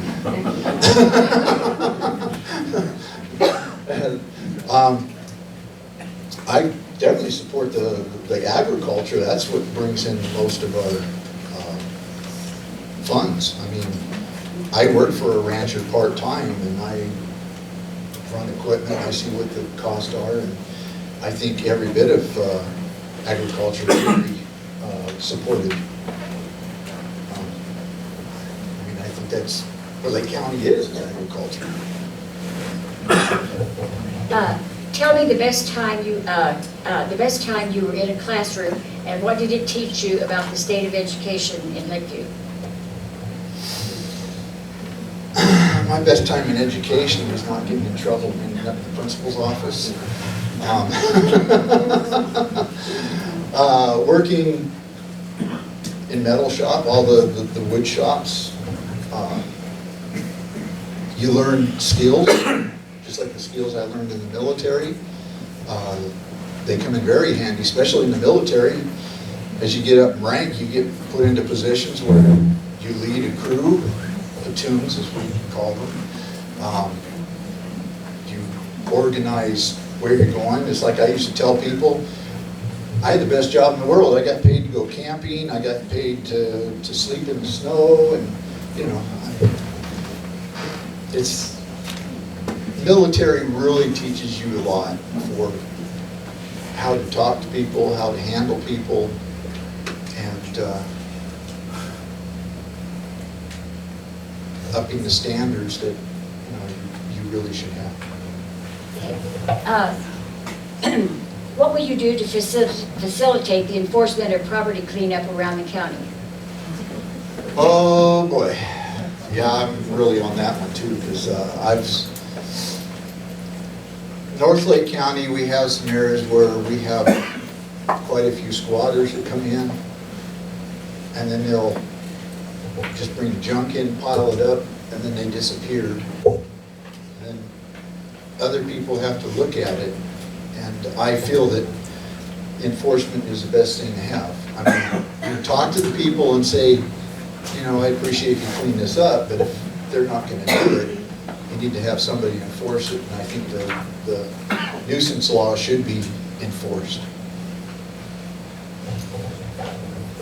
If elected, will you promise to govern for all the citizens of Lake County and not just the special interests of the good old boy network?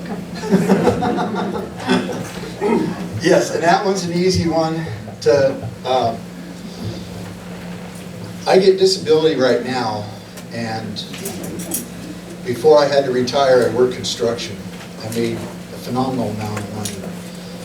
And I'd actually be taking a cut for taking the position as commissioner. And for somebody to take a chance of losing their income to take care of the people of this county, I'm for it.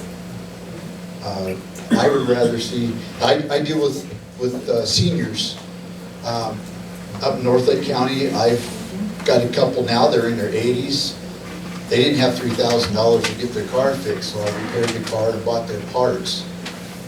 And I see that through all of the county. I've driven all over, and since a lot of this has been brought to my attention, I'm trying to get more time to come down here and work on both ends of the county. So, thank you. How will you solve the deficiency in Lake County on law enforcement personnel? There again, that's where the commissioners and the people need to work together to come up with the funds to have more people on the force, especially up in North Lake County. Just like we were talking last night, we had an officer that was called out on the call and ended up being 2 people in the car instead of just the one that they were pretty much looking for. And at that time of night up there, you've only got one person trying to subdue somebody, and you've got to call for backup.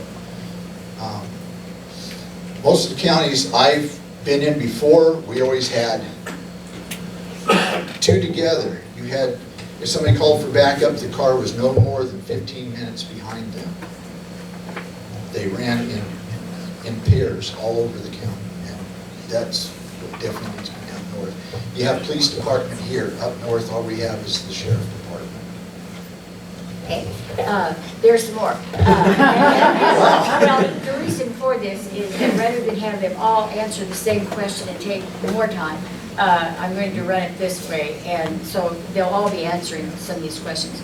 I'm concerned about the marijuana in our county, the pot shop in town and the grow facility next to the preschool south of town. What is your individual feelings on this issue?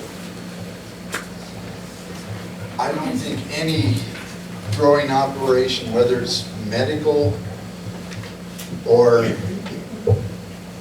recreational, should be in a city limits. I look at, just like your ranches, we don't see everybody growing all their hay and alfalfa right in the middle of the town. It should be out of the city limits a ways. I would say, I would put a barrier of 10, 15 miles, just like what, where's he? I don't know, down there he is. James. When you got people going through rehab and stuff, and they come out, and here's a marijuana plant or growing operation going on, I mean, that's like having somebody come out of an alcohol treatment place, and here's all these open bottles right across the street from them. How is that going to help them? So I don't think so. Okay, the county budget shows bottled water is delivered to most of the offices within the courthouse at taxpayers' expense. If elected, would you support this policy? And do you think the county should be involved in the town providing a better water to all homes and businesses?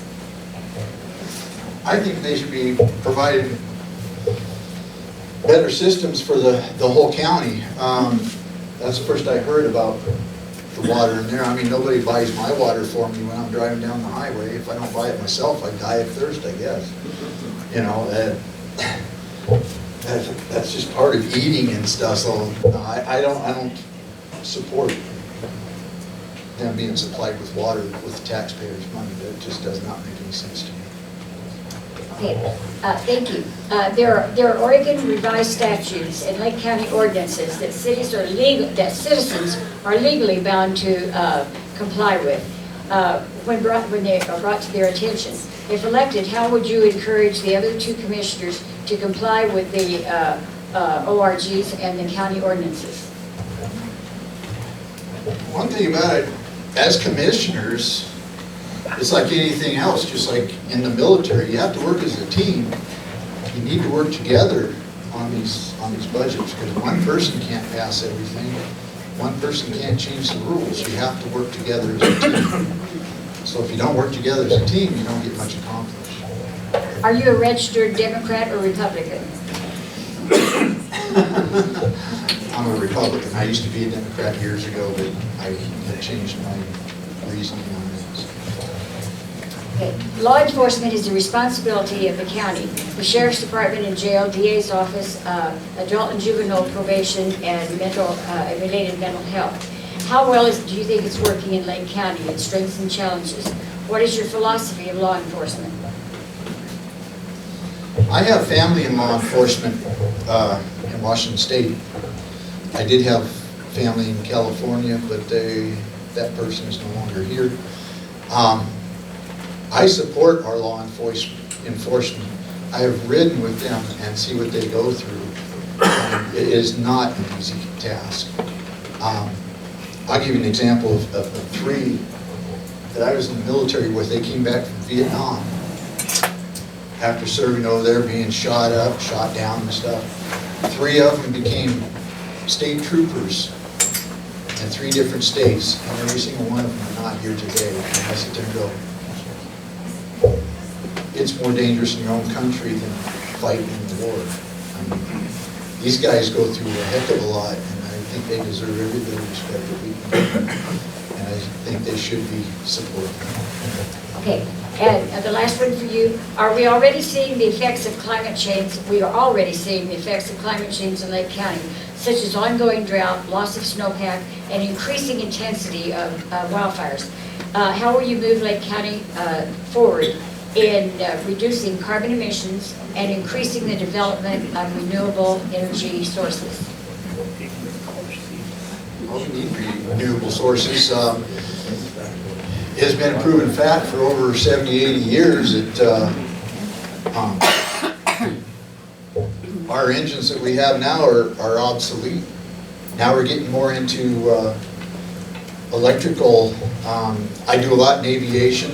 I used to belong to an association, and even airplanes now, they have airplanes that will fly 5 hours on electric motor before they have to be charged.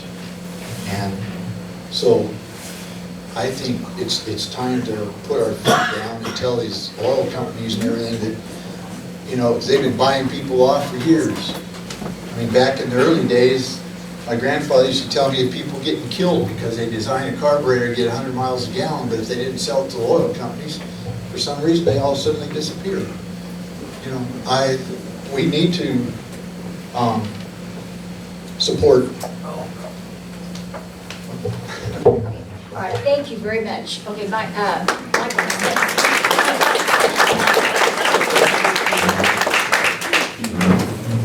Do you think there should be marijuana grow sites and dispensaries in Lake County? Created an interesting situation in Lake County where the city itself, through referendum, allowed them to have and participate in the 5 businesses. And areas of the unincorporated areas in the county are not allowed to participate in those. Measure 91 was never supposed to address the issue or restrict in any way medical marijuana. So as far as marijuana grow sites in the town, I found out last night that there's a great concern of that inside the town site.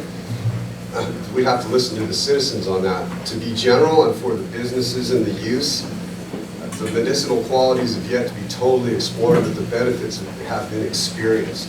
And we need to further develop and understand all the benefits that can come from medicinal. What is your position on the Dreamers?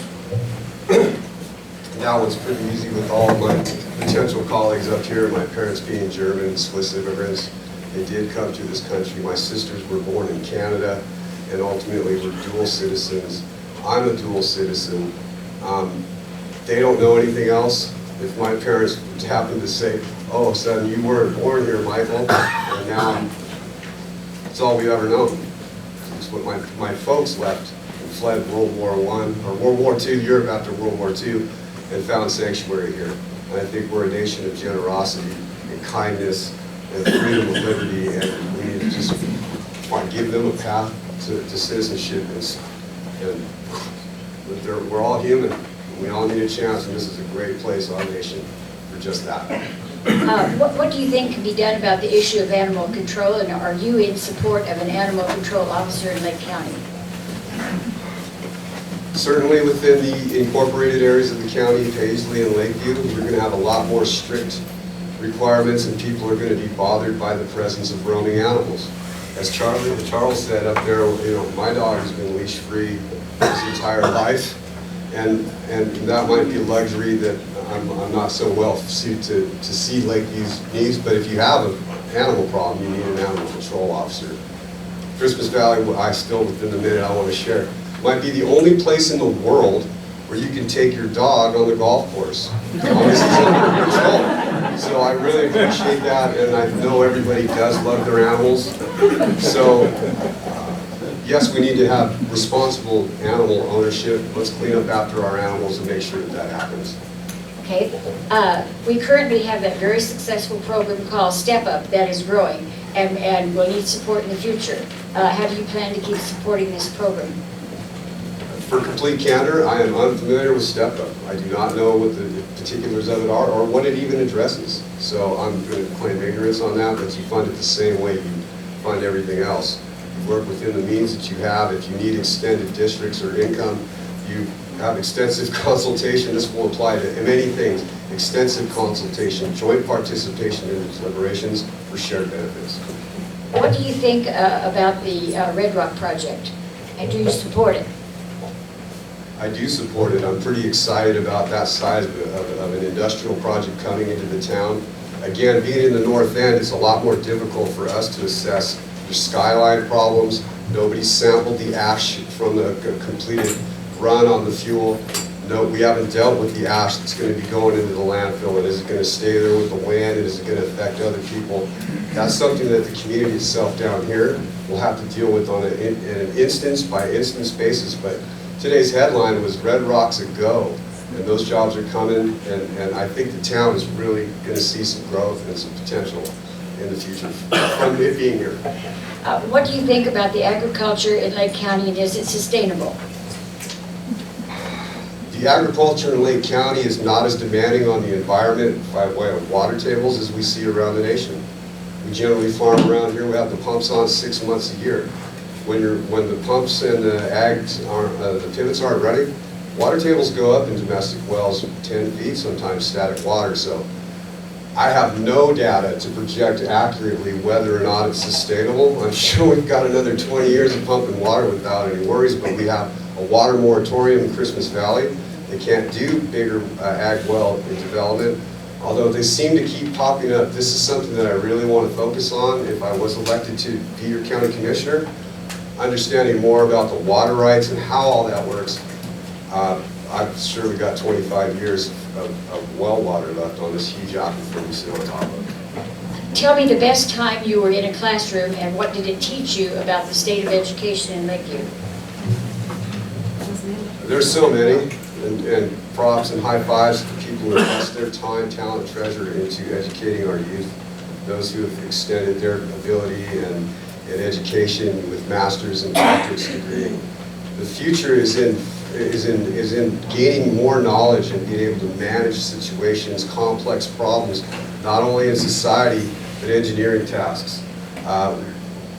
We've solved problems throughout the history of our nation. It's how we become as great as we are, and that's a road that I lost track of my thought there, though. Okay. Yeah, I'm kidding. Pardon me. Well, what will you do to facilitate the enforcement of property cleanup around Lake County? I'll be as candid as I can on that. My property is probably a good target for that. I've been camping for 10 years, and I'm not in total compliance with all the rules. Some of the stuff that I did read in that, as I was considering that myself, that I'm not in compliance, is that 12-inch weeds and grass around there, that stuff grows up pretty quick. If we're going to be having an officer going around code enforcement measuring the length of grass, that might be a little bit to the extreme. But I could certainly pick up the things that the wind blows across and tears insulation up and maintain my property like I have some pride in my property ownership. So if everyone could adopt a little bit more of that without pointing the finger and jumping on each other, I think working together as a community to clean up our community is a good step in the right direction. Are you a registered Democrat or Republican? I love that one because for 6 years I've been a non-affiliated voter. I have renounced any type of partisanship. I would be a complete, total servant to the people, and I would not bow down to any partisan organizations. Okay. If elected, will you promise to govern for all the citizens of Lake County and not just the special interests of the Good Old Boy Network? Characterizing forces that we're unaware of, Good Old Boy Network, Invisible Hands, I think we work together again. Extensive consultation, joint participation brings shared benefits. And for brevity of time, I'm going to yield back any remaining.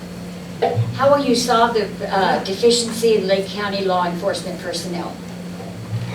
If that's talking about being able to attract law enforcement officers to the area, that is a creative challenge in itself. I'm not sure if the specifics is it drawing them in for revenues or they're not coming because they don't get benefits, but we're looking for young, fit, trained, able-bodied people to give the best part of their lives in a rural area. If they're not predisposed to living in a rural area, maybe this isn't the best place for them to be law enforcement officers. But for those who find solace in a rural area, we need to find a way to make it attractive for them to be our law enforcement officers. Okay. This is the bottled water. The county budget shows that bottled water is delivered to most of the offices within the courthouse at taxpayers' expense. If elected, would you support this policy, or do you think the county should be involved in the town providing better water to all homes and businesses? The county should definitely be involved in bringing better water to all town homes and businesses. That is a huge investment. Christmas Valley just benefited from the infrastructure development, the water system from Water Tower Hill on the main lines being replaced. How do you do that within budgetary concerns and confines? That's the creative part of doing this work. We all deserve clean water to drink. And whether you support the president or his campaign, on the last minute, he was in Michigan at 1 o'clock in the morning. He said, you know, it's kind of ironic. The cars used to be made in Detroit and Michigan, and you couldn't drink the water in Mexico. And now the cars are being made in Mexico, and you can't drink the water in Flint. So we need good water systems. I am concerned about the marijuana in our county, and especially the pot shop in town and the grow facility next to the preschool in the south. What's your feelings on this issue? And at the same time, what is your opinion on the sale of medical marijuana through a cannabis outlet or pharmacy? On the issue of whether it's medical or recreational dispensary in the proximity of a preschool or a school, if that actually happened down here, that's going to be on the town council, and I wouldn't be for that. The fact that Lakeview has, within the county that has opted out, has allowed to opt back in, creates a real conflict of interest of not only commerce, but of citizenry. I don't think it should be in town and everybody's side if the town objects to it. But these businesses should be given the opportunity for the creative capacity for people to cook. When you want to, the medical community will never endorse any type of smoking, am I correct, or vaping? But if you can have cooking, bring the oils, the real beneficial medical parts of the plant into cooking, it requires a lot more feedstock, you know, bulk stuff. We need to make that available. The processing in our county for the medical people who can start there. And no, I'm not for it if the town objects to it being in their town. Lakeview's created that situation. We'd love to have it out in the north. If elected, how would you work with the other commissioners to comply with the Oregon revised statutes and Lake County ordinances? That's a real good one.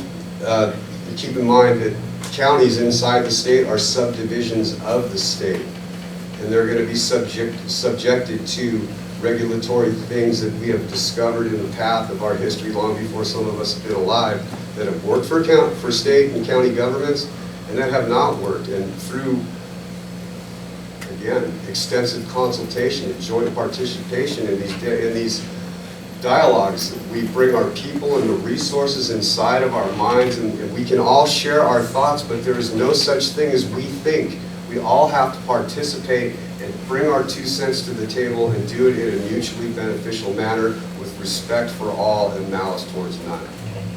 Okay, and what is your philosophy of law enforcement? How well do you think it's working in Lake County? Do you see strengths and challenges? Because law enforcement is a responsibility of the county, the sheriff's department and jail, DA's office, adult and juvenile probation, and related mental health. Law enforcement in general, my philosophy is to allow the police officers and the sheriff to make decisions for internal policing and what works best inside the community. Developing a relationship amongst the officers who might come in and shop at stores. If people are constantly interacting with their law enforcement, whether they're on duty or not, that is something that the community itself develops, and the sheriff himself. I saw Sheriff Taylor here earlier. His presence here tonight that's always a step in the right direction. So as far as the other, that was a pretty loaded question, but my law enforcement philosophy on law enforcement is to let the sheriff do his job, and if he needs extensions on budgetary concerns, then we again talk together about how to meet those needs and why are they needed. That's an ongoing work. I'm not sure if I totally answered the question. How will you move Lake County forward in reducing carbon emissions and increasing the development of renewable energy sources? Reducing carbon emissions, you can get a huge mass out of carbon emissions if you don't have any more fires.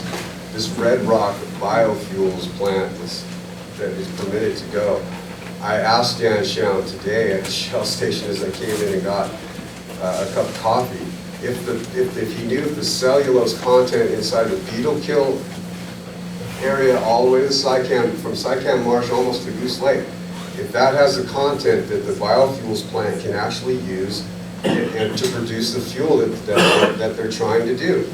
He said that hasn't been tested, but everything around here has been above average as far as their anticipation. So that in and of itself is going to reduce our our carbon emissions and give us a way into the future to where we can further improve the numbers that we're going to be measuring when this plant comes online. I'm of the opinion that the climate change, you can't deny it. Those causes have not yet been clearly defined enough. It's certainly man-induced, but there are a lot of natural things involved. Thank you very, very much. Thank you. Okay.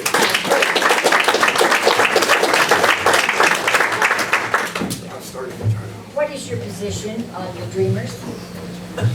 That's an interesting question. First off, I think we need to agree on a definition of what it means to be a dreamer. Is a dreamer somebody who just came over the fence last night? In which case their rights and the position we want to take with them are very, very different than somebody who's been here for 10 or 20 or 30 years. I have personal experience with someone who would be called a dreamer, an outstanding citizen who has raised multiple kids, all of whom are professionals, excellent, law-abiding citizens, and yet this person is still outside the law. And that's wrong. This person has also worked with attorneys, Hispanic attorneys, who have taken advantage of her. Sorry, I didn't mean to say her. And that's wrong. She spent a lot of money trying to become legal. And so the system, she should be legal, people like that should be, and there should be a way to finance it so that they can be. People who came over last night, absolutely not. Come back over the fence. Where do you draw the line between them? That's a question to be debated. Do you consider yourself a liberal or conservative candidate? As such, what is your stand on the marijuana initiative in Lakeview?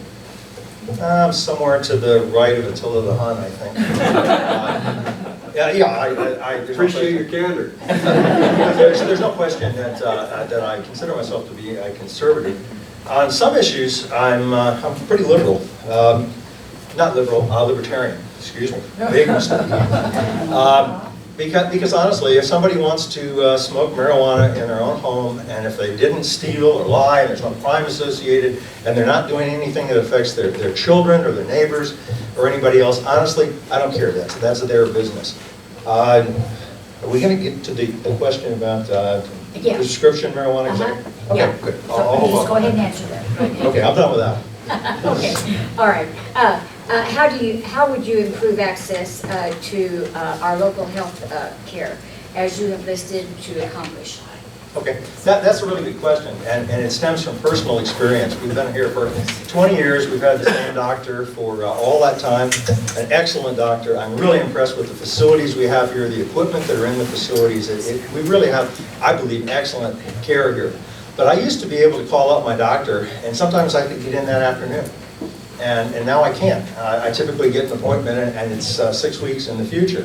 They do have ways they have walk-ins, and so it's possible, but the walk-ins are typically not with the guy that I want to see, who really knows me.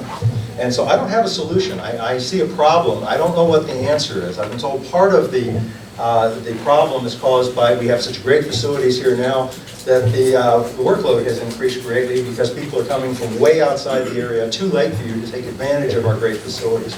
So I don't have a good answer to that. It needs to be worked.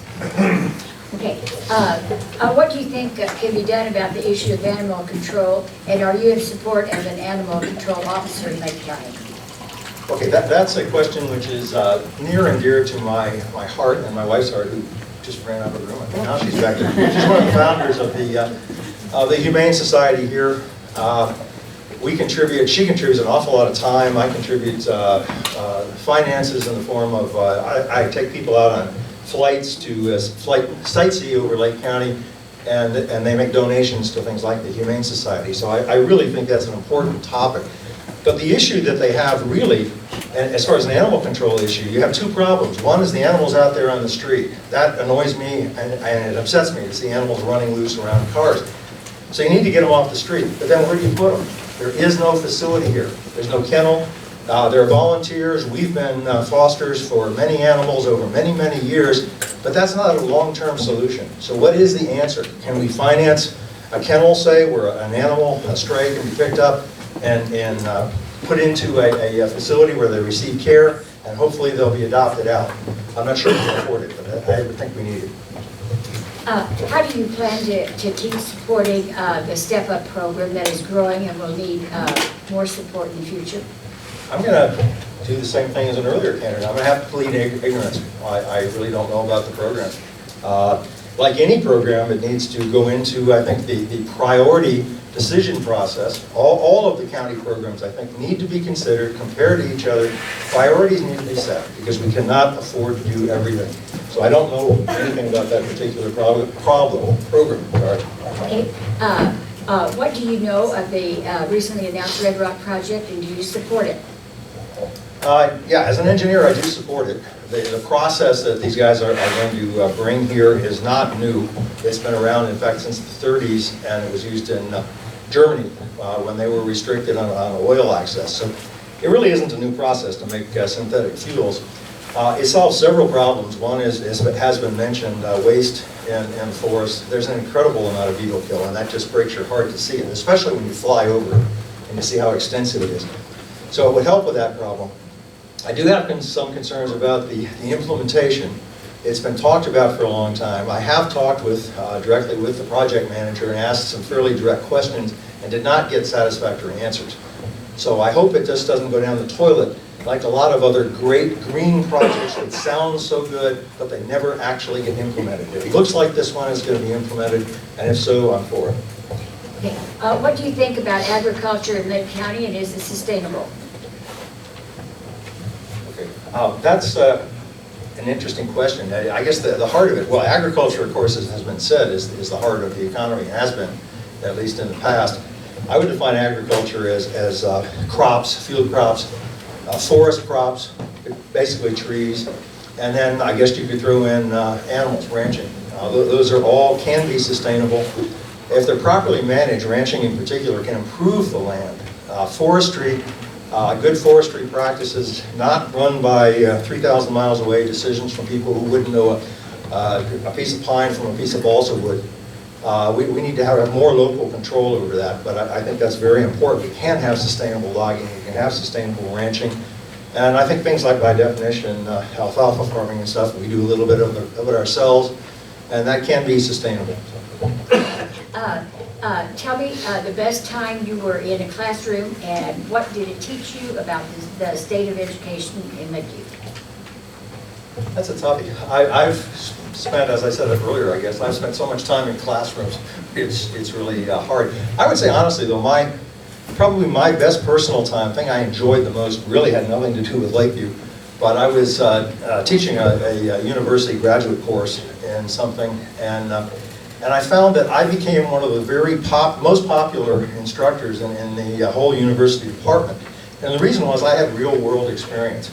I was not an academic. I am not now. I may have a PhD, but I'm real world. My dog is not impressed by a PhD. I have real world experience, and I really respect people who work in the real world. And they thought that of me. The students came to me with not just questions about the classwork, but kind of about life and careers, and I found that very satisfying. What will you do to facilitate the enforcement of property cleanup around the county? I've got a loader on my tractor. That's a big problem. It was a problem 2 years ago. It was a big issue both in the North County and the South County. The county government attempted to solve it. They hired somebody. They didn't provide the backup that was necessary so that person could do their job, and therefore the job has not been done. It's inexcusable for the county to have trash piles and dumps on county property, for crying out loud. I've seen some dumps up in the North County which are hazardous, and I see there's kids out there playing, and they're full of broken glass, and it's just inexcusable. How do you fix it? The process right now, as I understand it, is it takes an individual complaint to start a complaint, say, against a neighbor, and you have to sign the piece of paper. Nothing may ever be done with that piece of paper, but you still have to sign it. So they're setting you up into a conflict with your neighbor. That's not good. I'd like to see the process of reporting something become anonymous, and then I'd like to see more community involvement to clean it up. There was a project here years ago to clean up scrap metal in Lake County. It was immensely successful, and it was all volunteer. Are you a registered Democrat or Republican? I'm a registered redneck. I voted for a Democrat once, and actually I have complete respect for people that they're open and honest, not hypocritical. I don't care what flavor they are. Right now we're nonpartisan, so I'm not sure I'm registered as either. Okay, if elected, will you promise to govern for all the citizens of Lake County and not just the good old boys? Well, there's good old girls too. Yeah, that's a big issue. That's actually several questions rolled into one. Sorry, Lori. Elbow you on the Lori. That's a big issue for the county internally, the communications between the different population centers, which are 100 miles apart. That's an issue. There needs to be more access for the people in the north end of the county. We have access here. The courthouse isn't too far away. It's a long way for them.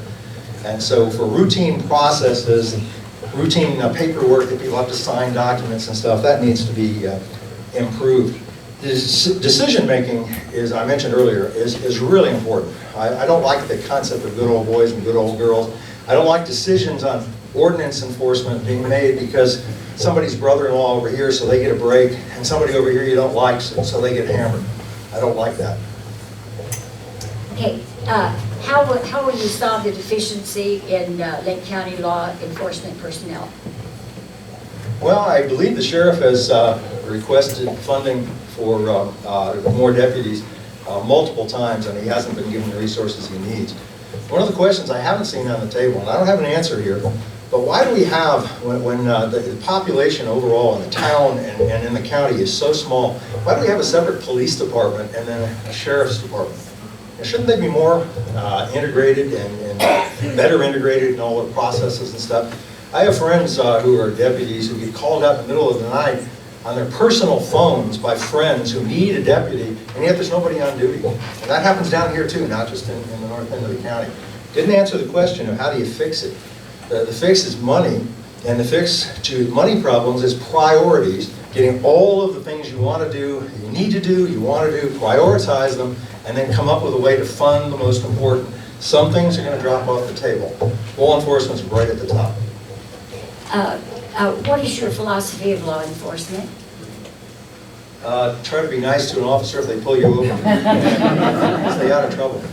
We have a background, a family background in law enforcement.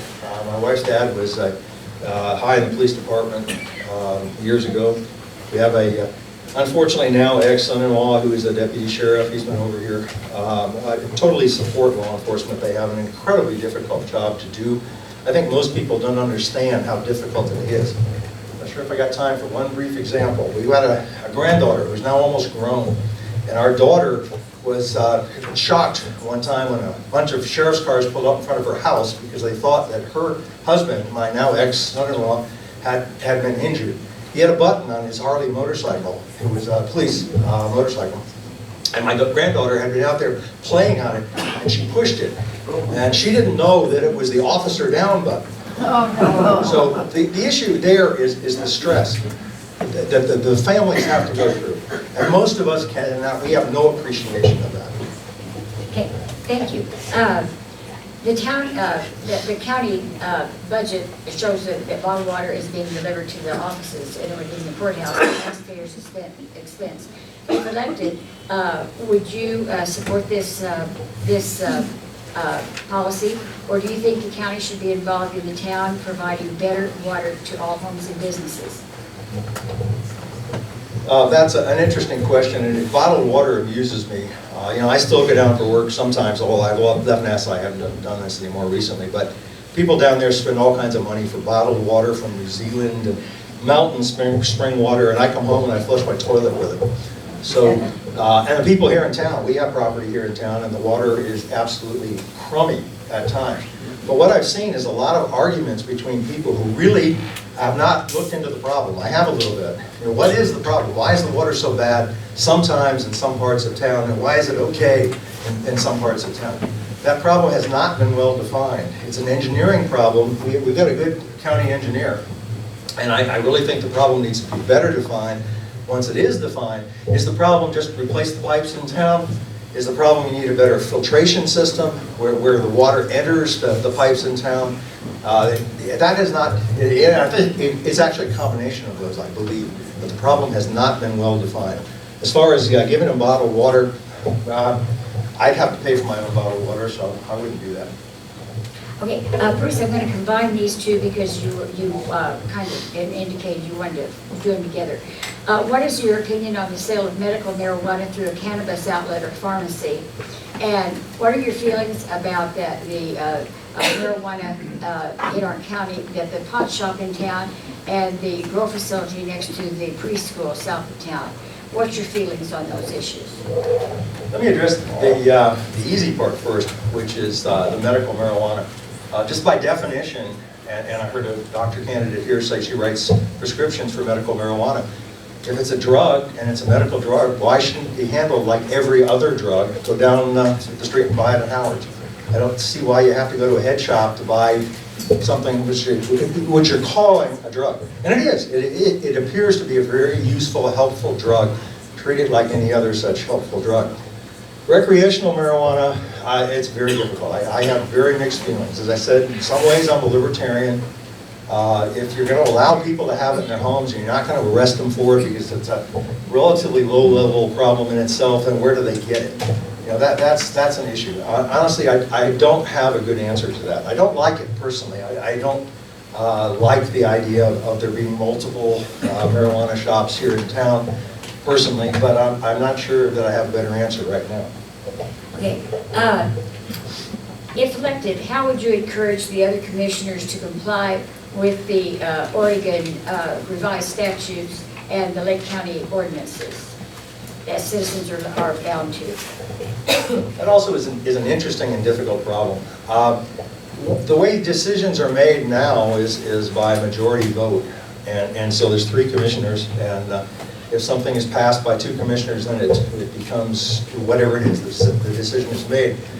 But if you somehow or another are doing things together and not involving all of the commissioners in all of the decisions, then that doesn't seem right to me. I think at least the major decisions need to be made by all 3 commissioners, and then it could be a minority vote. But don't pick a time when one commissioner is out of town and then vote on a critical issue with the 2 people who you know are going to vote a particular way. Okay, and how will you move Lake County forward in reducing carbon emissions and increasing the development of renewable energy sources?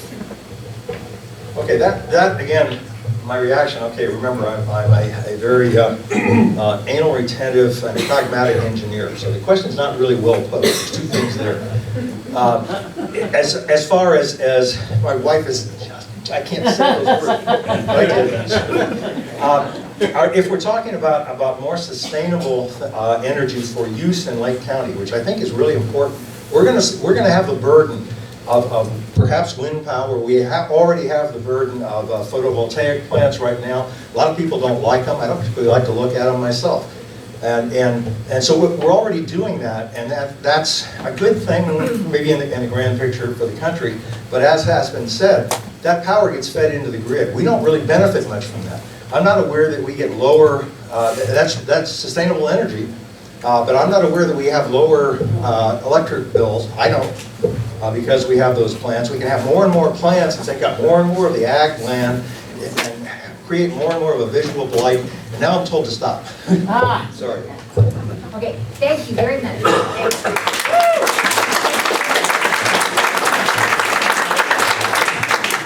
Thank you. And James, what's your opinion on the position? What's your position on the Dreamers? That's actually not a county issue. It doesn't really address the county commissioners. I think if you've been in this country for 20 years and you've been out of trouble and you haven't been doing anything wrong, I think there should be a process for you to get citizenship.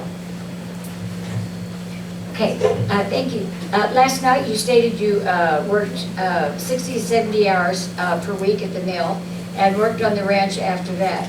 You said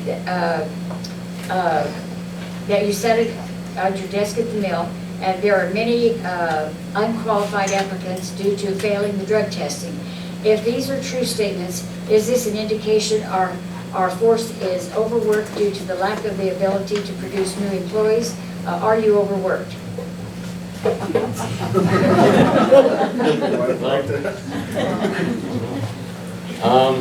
Well, I decided to run for commissioner because I just have so much time on my hands.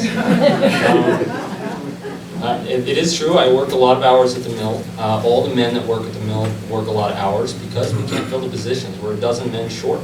And a lot of the businesses here in Lakeview and Lake County are looking for workers. We're not really looking for jobs. We're looking for men. We're looking for women that are willing to show up and work and not show up with dilated eyes and staring up at the rafters, and because it's dangerous. It creates a dangerous work environment. What is your job at the mill, and how many hours do you work per week? I work on average about 60 hours a week. I work as a lumber grader. I put the price tags on the lumber, typically the dry wood. But I also fill in as a night watchman and boiler operator and a kiln attendant. Okay. And are you in support of an animal control officer in Lake County? What do you think can be done about the animal control? Well, as a rancher and a farmer, someone who lives outside of Lakeview, I've got sheep, and if I see someone's dog attacking my sheep, I'm gonna probably shoot it. That's just where I stand. But within the city limits, it's a very different deal. As far as supporting someone that for animal control, I think it is an issue within city limits, and it needs to be addressed. You also need to bring the city into it as well, and talk to the mayor, and we need to work together on that to find an answer. If you can afford it, it has to be within the budget. That's the main thing. Okay, thanks. We currently have a very successful program called A Step Up that is growing and will need support in the future. How do you plan to keep supporting this program? I first became aware, actually, of Step Up earlier this year. I'm still unfamiliar with all the workings of it. I believe it's for helping the kids, and I'd love to find out more about the program. So yeah, anyway. What do you know about the Red Rock project, and do you support it? I do support Red Rock. I think it's a really big project for Lake County. It could mean a lot of jobs, 30 to 40 jobs within the plant, and up to 100 jobs of truckers and people bringing the material in from the woods and the biomass. The problem is, again, finding workers. They say they're going to hire local help, but I look around and I'm looking at the guys at the mill and I'm saying, where are they going to find those guys? And we told one of the Mexican guys, Tacho, that he's not allowed to go over there. Because he's the hardest worker we got. But I do support it. The problem, one of the big problems is also for the railroad, because the railroad is going to be hauling a lot of the fuel, and they need help too. The county commissioners have been very supportive of the railroad, but it needs a lot of work. The tracks need to be replaced. We've had derailments in the past, and trust me, you do not want a derailment with jet fuel. What do you think about agriculture in Lake County, and is it sustainable? As a farmer on the north end, millions of dollars of hay go out of Lake County every year. Some of it overseas, some of it to dairies. We produce a lot of the best hay in the state simply because we're high desert. We don't have to deal with a lot of the rot that a lot of the valley farms have to deal with. As far as agriculture, I think it can be sustained. I think it's very sustainable. The ranchers in this community have been here hundreds of years. I think it's sustainable. Okay, and this one is about education. Tell me the best time you were in a classroom. You said, well, in middle school. And what did it teach you about the state of education in Lakeview? I've been in a classroom my entire life. From the time I was born, I felt like I was in a classroom, and that's pretty much what my father told me. And I never let my lack of schooling get in the way of my education. I have taken apprenticeships all over the state and all over this country and tried to pick up as many skills as I could that would benefit me better in life. One of my best memories, actually, was when I worked as a knife sharpener for several years in Sacramento, and I worked in thousands of restaurants, and I would go around to sharpen knives. My best experiences actually were working at a little casino where there was a Chinese kitchen, and they had 80 chefs inside the kitchen, and they would, whenever they see me come in the door, they'd yell, "Moto, moto," and they knew who I was. I'm the knife guy. And they wanted me, and not my boss, my teacher, to sharpen their knives. And that was a moment for me. And it was a moment for my boss that I did a good job. What will you do to facilitate the enforcement of property cleanup around Lake County? This has been a problem in Lake County for as long as I can remember.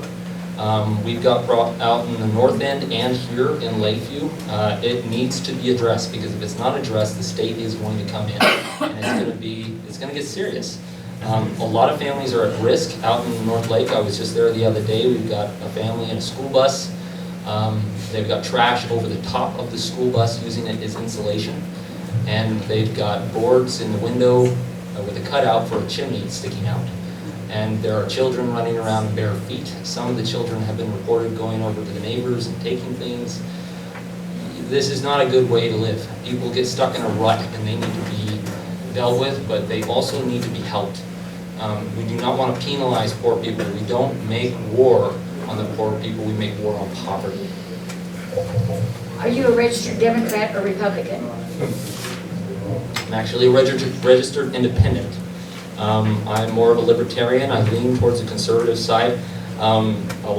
There's a video going around with Senator Merkley's recent visit to town, and I wish more people would watch the video and not draw their own conclusions about how the meeting went. I asked a simple question on Initiative 43 as to where the senator stood, and because I am a gun owner and I have a lot of friends who are gun owners, and they asked me to ask that question, and I was civil, and I am, so because of that, I have a lot of conservatives voting for me. But I think it's important that people educate themselves on the issues and not adhere to party lines, and that they're be willing to work together. I don't think I could serve this county, which is a nonpartisan office as county commissioner, if I was adhering to party agendas as well. If elected, will you promise to govern for all the citizens of Lake County and not just the special interests or little boy network? Well, I don't smoke, I don't drink, I don't drink any coffee, and I don't play golf. So I'm going to be a devil to corrupt. I have my own mind and my own way of doing things. It really is a loaded question. There are a lot of people in this county that like to run things their way, and more than often they get their way. But typically not with me. How will you solve the deficiency in the Lake County law enforcement personnel? The sheriff, I've had many conversations with the sheriff. My father wore a gun and a badge. I have nephews, I have cousins that wear a gun and a badge. So law enforcement is really important. I think a lot of our law enforcement can be overworked. And when you are in that stressful job and you've already worked 14 hours, which I'm familiar with, and you're stressed out, you're tired, and then you get a call and you're supposed to respond, and you're alone. Out on the north end of the county, it's really remote, and yeah, we have a female cop there she responds to things all the time. If we have an active shooter situation at the school, at the end of one of these people's shifts, she's alone. It's going to be 40 minutes possibly before she can get to the school in North Lake, and it's like that all over the county. And it's rough. We need more support in that, but we also need to make sure that the budget supports it. What is your philosophy of law enforcement? My philosophy in law enforcement, I'm not sure I fully understand that question. I'm not a cop. I think the sheriff should be allowed to do his job, and the commissioner should support him in what he needs, if it is possible. Okay, the county budget shows that bottled water is to most of the offices within the courthouse at taxpayers' expense. And do you think that the county should be involved in the town providing better water to all houses and businesses? Explain your approach. I don't know if it's technically feasible to supply water to everyone in Lakeview. I'm just going to say that outright. And if we did implement something like that, I know that some of it will be abused. Quite frankly, at the mill, we are supplied with bottled water that comes in every week on a truck. It's part of the job.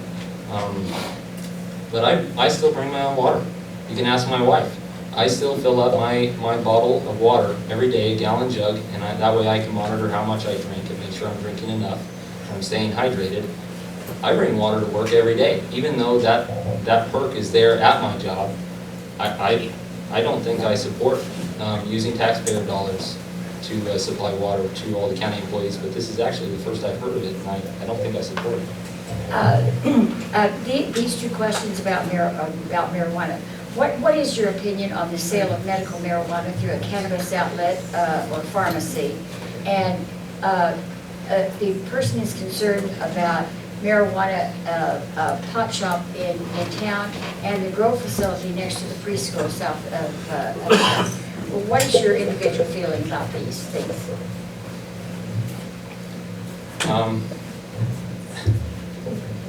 The grow shop, I'm not a big fan of marijuana. I'm going to tell you right out. I've never smoked it. I don't like it. I don't think people need it as much as they think they do. I've dealt with guys at the mill and guys that I know personally that they say they need this or they need that, and I asked them, so why do you do that? Why do you smoke that, or why do you drink? And they say, well, because it helps me cope. And I said, no, it doesn't. It keeps you from having to cope, and that's a fact. And when you actually have an addiction, if it's a pleasure or something like that, fine. What you do in your own home is not any of my business as your commissioner or as anyone else. But when it starts affecting our kids, it starts affecting our county, we have to be realistic about the fact that it does affect us as a people. It affects our workforce, and businesses should have the right to about whether or not they hire an individual who can't pass a drug test. James, if elected, how would you encourage the other two commissioners to comply with the Oregon revised statutes and the Lake County ordinances? I think I'd start by bringing them into a room, sitting down, and having a nice, quiet talk. The ordinance have to be adhered to. We need to talk about these things. We have to have a conversation about them. Obviously, we're limited on what we can do in violating private property rights because there are laws in place there as well. It's not just a matter of whether or not we go in and clean these places up. And is it feasible? Or can we afford it? Can the county afford it? We could work with the prison and maybe get some prisoner workforces out there to help clean these places up. But again, you have to have the landowner's permission. We've got a lot of places out here where another candidate actually mentioned that we have squatters come out and they sit on a piece of land. They sit there for 9 years, not paying the taxes, and then they disappear. And then the county has to go in and clean it up. But I think the ordinances have to be paid attention to, and we need to really have a serious conversation about it. And final question for you. We're already seeing the effect of climate change in Lake County. And how would you move Lake County forward in reducing carbon emission and increasing the development of renewable energy sources? Being that Lake County is actually ahead of the game in most counties on renewable energy, I don't think it's really a big thing we have to worry about. As far as the emissions, there's not that many cars in Lake County. So I think our primary thing is fires. When we have wildfires, I actually happen to be a volunteer on our wildland fire group in the north part of the county. We're just kind of getting going. We're trying to get funding and trying to get support from the landowners. We've got several Humvees and a larger truck and Hendricks, and we're trying to get suited out. And the Department of Forestry has been extremely helpful, providing our guys with training, which is really important to keep anyone from getting hurt. I've attended multiple training classes. My wife has as well. And it's mostly volunteer. We've been really fortunate to have a huge group come out to try and prevent these fires from not just starting, but from getting out of control. Thank you so very much. I would like these 4 candidates to stand and give them a hand.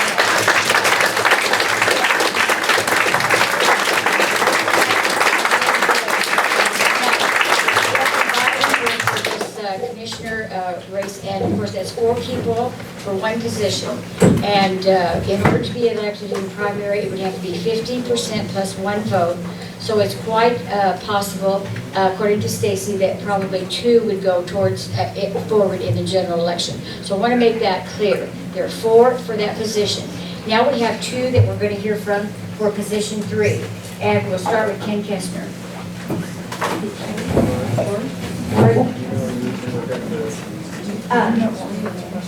You know what? I didn't have any individual for you, but I do have some here for all of you. Yeah, I do. No, I didn't forget you. No, thanks. Okay. Ken. With your travel expenses over approximately $40,000 for 2 years, how much money has your travel budget been in Lake County? How much money has your travel brought into Lake County? Over 40,000 in 2 years, that's 20,000 a year. That's incorrect there. But anyway, as far as bringing money into, the benefit coming back to the county is not always money details. I go to broadband advisory councils. That's how we got the fiber to Paisley. I go to early learning counselor. That's how we promote the early age education of our kids. Things like that doesn't trigger in money out, money in. It's more greater values, for society than just a dollar in, dollar out. Go to smoke management committees. I've been on a natural gas committee, which we can get, if the pipeline goes through to the coast, we can get $4 million from the Ferris and Gas Company to help bring natural gas into Lake County. That was a deal made while I was at this natural gas with the Ferris University. Thank you. What was your involvement in saving the county roughly $100,000 at the fairgrounds? Well, the fire marshal came down and visited the fairgrounds, and we got this old sprinkler system underneath the grandstands. And the fire marshal said, replace it, or repair it, or replace it. It's antiquated, it cannot be repaired. So the fair board was looking at options to replace it. It cost $100,000. Well, I dealt with that back in 2011 with the fire marshal at that time. He said, just get rid of it. You don't need it. So it was a simple fix. What is your position on the Dreamers? Not so much, unlike others. If a young kid was brought here and grew up and they don't know anything about the native country, let's plan a pipe. Well, first off, we need to do something about controlling the border so we don't have that continuous. But for the Dreamers who are here now, I think several folks said, get a path, a process. Don't just say you're blessed and you're American.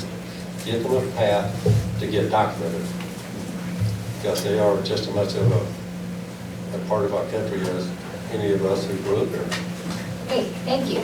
Are you in support of an animal control officer in Lake County? And what do you think to be done about the issue of animal control? We do have an ordinance addressing animal control, and it's not being implemented. It's a, quote, always a budget issue. If we have an ordinance, we need to enforce it. or do away with it. But basically, it's prioritizing our budget to address what the county government responsibilities are. We currently have that very successful program going called Step Up that's growing and will need support in the future. How do you plan to keep supporting this program? If this is Step Up. I'm familiar with a Stepping Up program. That's a different? CYC. Yeah. Then this one, I'm not up to speed on. Okay. Thank you. How do you know if the recently announced Red Rock project, what do you know about that and how do you support it? First off, I would give credit to Jim Walls for luring Red Rock to Lake County. He's into renewables and such. He met some Red Rock folks many years ago, and what they was looking for is an area that has a lot of biomass and a railroad, which the county does, and appeal from the citizens for renewable energy and things of that nature. So he brought them in, they got to know us, and we've been working with them. It's been a long, drawn-out process, but I'm happy that it's here. It's one shot in the arm for economics, amongst many other things that we still need more of. What do you think about agriculture in Lake County and is it sustainable? I think that, being a farm kid myself, I think it's great. I like a lot of things. As far as sustainable, well, first off, what I think about agriculture. For kids growing up on a farm, that builds character in a fashion that is unlike, I'm not saying one's better than the other, but you get some kids in urban setting and some kids, and we need that healthy mix. As far as sustainable, on the climate change and everything, the Earth climate have changed from ice to volcanoes back and forth over the millions and millions of years. We are in one of those. Are we contributing to it? I suspect we are. Are we the cause of it? Not so much. We might be increasing the thing. But I've got a little concern, not in the foreseeable future, but in the future as far as water. Okay. We are already seeing the effects of climate change in Lake counties. So going forward, how would you move Lake County forward in reducing carbon emissions and increasing the development of renewable energy sources? Give a big slap on the back to Jim Walls, so he'll continue. Tell me the last time you were in a classroom and what did it teach you about the state of education in Lakeview? Or the best time, I'm sorry. Okay, best time, not the last time. No, this is last time. Well, the last time I was in that classroom is very much, as James said, we're in the classroom every day of our life. Now, there's one classroom that really changed my perspective on things. That was two, actually. Trigonometry. How boring is that? It was taught by a farmer, and that's it. I'm not real good at math. But I got an A+ because it was applicable. The other was endocrinology, study of hormones. And again, it was presented by the teacher in an applicable fashion to the kids to understand. And that's what I think our school, we have an excellent school, is the teachers, for the most part, makes it applicable to the kids. And that makes them hungry to learn. What will you do to facilitate the enforcement of property cleanup around Lake County? When I first came on back in '07, again, we have an ordinance on record. My emphasis has been, if you haven't, enforce it.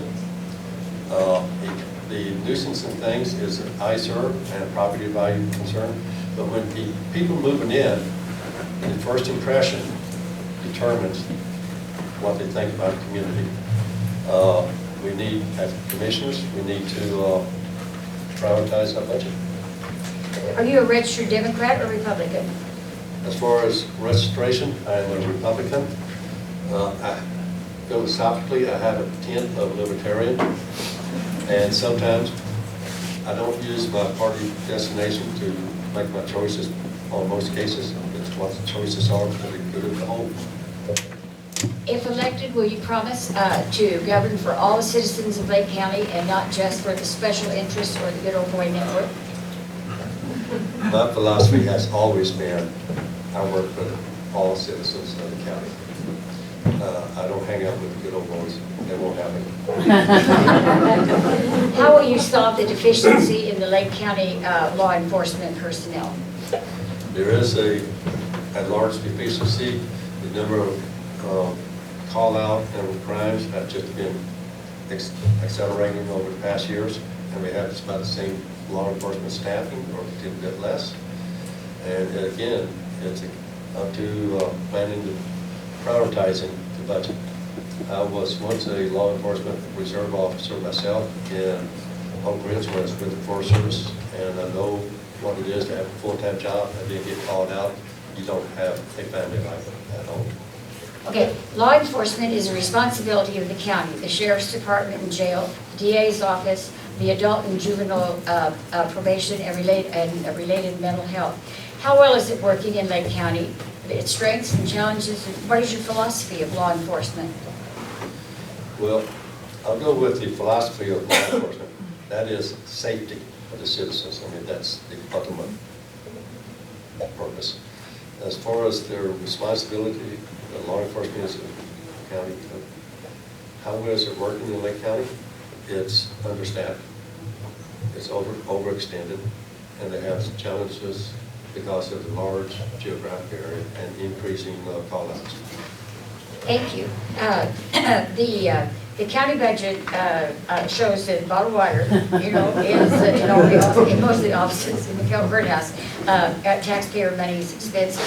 If elected, would you still continue to support this policy?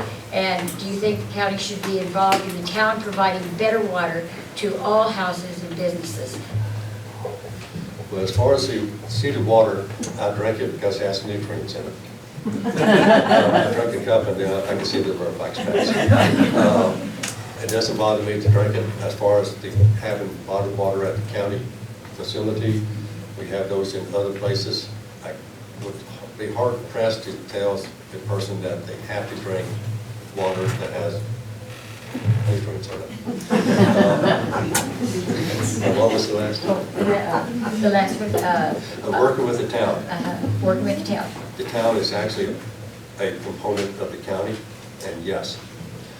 I understand that the current town council is working on the water system at this time, and I've been encouraging Ray Sims, the mayor, not Ray Sims.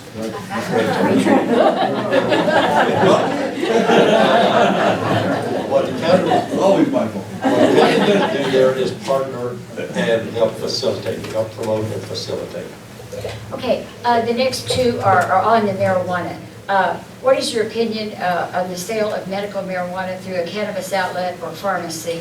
And then the person is concerned about marijuana at the grow shop in town, at the pot shop in town, and the grow facility next to the preschool south of town. So what's your individual feeling on this? Well, I'm on record as being very pro-medical, being a biologist and getting into biochemistry and everything. I like to get into that. I do a lot of reading, very inquisitive. I do not take any, well, first off, God created things, and I believe you plan faith in God. But when it comes down to human laboring things, I like to research it and find out. I do a lot of researching on that subject because I'm a health nut. I think there's a place, a very big place, for the alternative option for medical marijuana for many things, for pain, cancer, and so forth. Okay. By the schools and things, that needs to be, if it's in the town, they have a distance ordinance. Okay, there are Oregon revised statutes and Lake County ordinances. Citizens are legally bound to comply with. When they're brought to your attention, if elected, how would you encourage the other two commissioners to comply with the and the county ordinances? It's been a strong. We have 3 different commissioners, We all should have our own perspective. How do you persuade others to come along? That's a tough one there. But basically, if you have an ordinance, you either utilize it or you get rid of it. So that's a tough one. Okay, thank you very much. Appreciate it.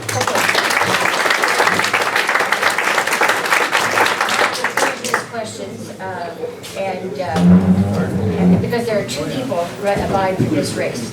Mark, what is your position on the Dreamers? Kind of mixed. I think if they were under 18 years old when they came, they were juveniles, they could stay. If they were adults, then they should have to abide by the law. And one of our own probation officers just got her citizenship a week ago last Tuesday, and it was one of the greatest days ever. And she's been here on a 10-year work visa, and so bless her heart, I don't want to not give her credit for doing everything right. So. Do you agree that our veteran services provide good work to seek and inform veterans about benefits and sources that are available throughout the county? Very much so. Charlie Pike, when he started, there was about 60 veterans that he was serving. Now he's got over 300, and he's got a county car that he can drive from one end of the county. He can do house calls. They don't have to come down here. If they're in North Lake, he can go right to their house to service their needs. In your pamphlet, you stated you had gone to OIT and Chemeketa colleges. What degrees have you received from those institutions, and how will you put your degrees to use for the county? I didn't receive a degree from Oregon Institute of Technology. I fell in love, and she's sitting back there, so she's my degree. Chemeketa, I got a certificate of completion. What do you have to offer the county that is worth giving up your career in juvenile justice for a 4-year position with no guarantees after? That was part of my thought process when I decided to run for county commissioner.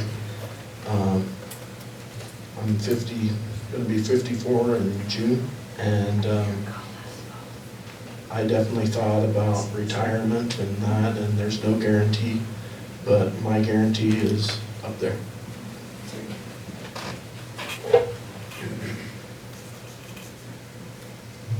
I gotta read that. Okay, what is your stance on marijuana? On marijuana in general? That's what I believe they mean. Okay. So the citizens of Lake County voted the marijuana initiative down 63 to 37. And so my opinion doesn't really matter on that because I wouldn't want to go against what the county wanted. And so I don't really have an opinion on that other than if it was the health related one.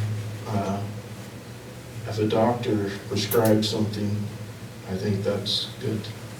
Okay, the other part of this question, the people collecting the cards, and I just cannot make out the handwriting, but that first part was, what is your stance on marijuana? So I think he's answered that. Thank you. Are you in support of animal control officer in Lake County? And what do you think can be done about the issue of animal control? Well, if it's a vicious animal, the animal needs to be destroyed. If it's my nephew's dog that runs around town visiting everybody else, he should get a warning, and after the first warning, he should be cited. And I'm tired of taking his dog home.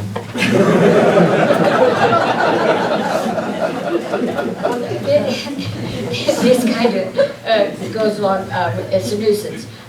Regarding the nuisance ordinance, Commissioner Kestner has stated he has supported enforcement strength since his first year as commissioner. Essentially, if there's an ordinance then either enforce it or delete it. What is your position on the enforcement of this nuisance ordinance?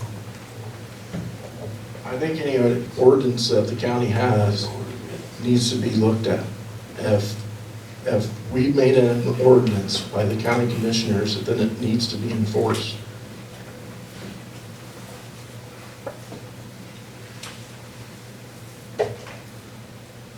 You have stated that you would be on the job at the courthouse every day.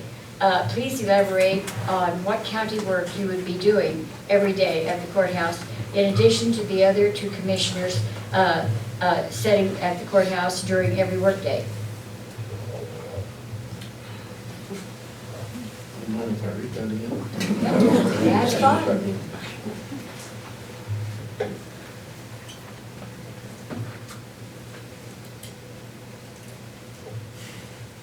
I guess what I stated yesterday at the Christmas Valley Forum was that I'd be at work every day, working for the people. Anybody that's known me my whole life knows my work ethic, and so I'd be working for the citizens. Okay, this next one is about the solar. It says yesterday, City and Star representatives were in Lakeview, meeting with Commissioner Winters on possible reduction in tax revenue from 7,000, I think, megawatt to 4,000 megawatt for solar facilities. Last night, Commissioner Kessner further elaborated on the pros and cons of several of the tax revenues possible from solar. What are your thoughts for tax revenue from solar facilities? What I stated last night is the solar facilities are financed either through a PILT or SIP programs, and the state doesn't even know how much that's going to be. Those numbers change, have been changing on a daily basis, and so what I stated last night was that we need to be wise as a county and as a people to get everything we can out of the solar companies and where they're placed, because I'm not for solar on irrigated farmland. Okay, the writing on this one is very, very faint, but we're going to try and interpret it. What businesses have you been in prior to coming to Lakeview? And how many people did you work with managing the juvenile department? How many employees did you supervise? And where did you reside before returning to Lakeview? I don't supervise anybody in the juvenile department. I work on my own. I have Jake as my supervisor. The biggest crew I supervised, I lived in Eagle Point, and I worked for a company called Novartis Seed, and I had 54 employees. Okay, we currently have a very successful program called Step Up that is growing and will need some more support in the future. How do you plan to keep supporting this program? Step Up is the alternative school for District 7 for kids that have a different way of learning. I first met those kids and their teachers about a year and a half ago. And when I walked in the door, I asked myself, what am I doing here? And I fell in love with those kids, and they're my everything. When our house burned on December 10th, a big crummy full of kids pulled up, and it was like the Calvary showing up at my house. Okay, what do you know about the recently announced Red Rock project, and do you support it? I very much support Red Rock, and it isn't another scam. They've got over $100 million in federal bonds that 70 million of it was taken out, given to them by the Defense Department, and the rest was USDA and different grants. What do you think about agriculture in Lake County, and is it sustainable? It's very much sustainable. Our family's been here since 1908. We are already seeing the effects of climate change in Lake County. How will you move Lake County forward in reducing carbon emission and increasing the development of renewable energy sources? The carbon emission must be the wood smoke. We need to discuss those things with Forest Service.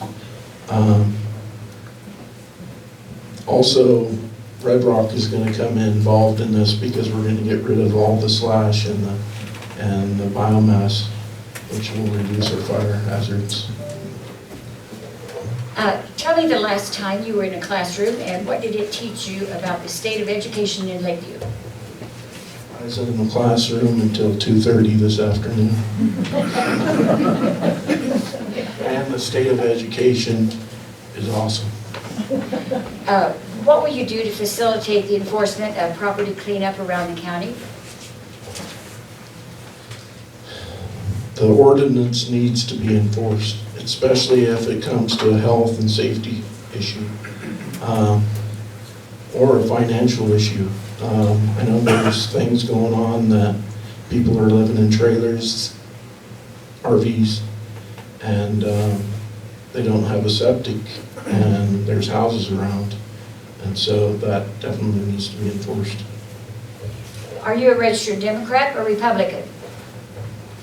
I'm a registered Republican. I'm not really happy with any of them. If elected, will you promise to govern for all of the citizens of Lake County, not just the special interests or the good old boy network?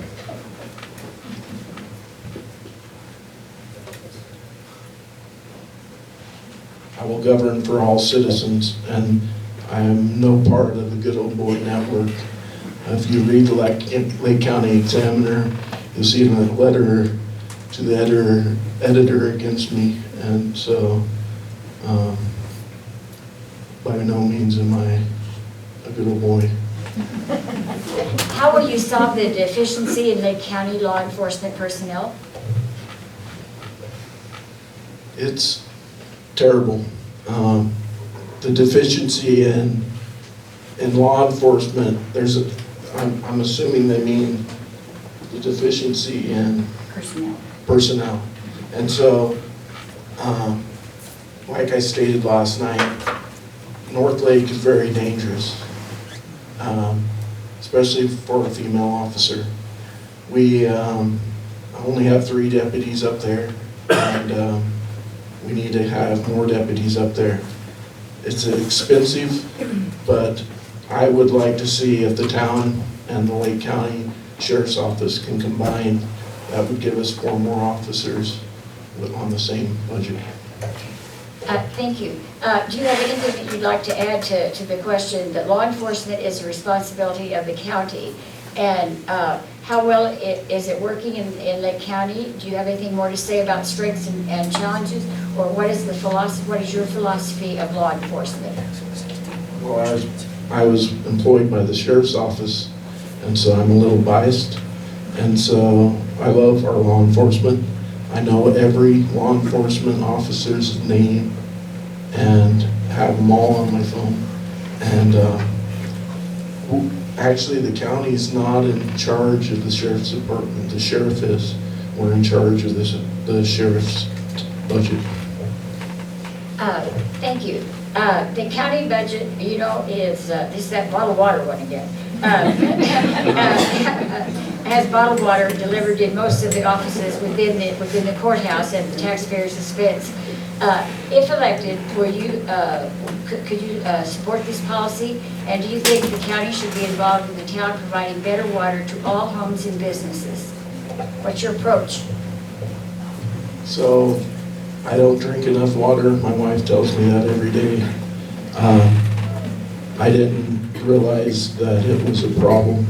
Not to whoever wrote this question to minimize the question, but in reality, the bottled water at the courthouse is on the bottom of the list. we shouldn't be paying for anything personal.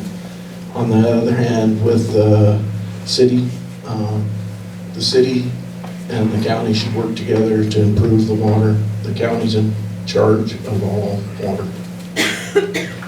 Thank you. This person is concerned about the marijuana in our county and the pot shop in town and the grow facility next to the preschool south of town.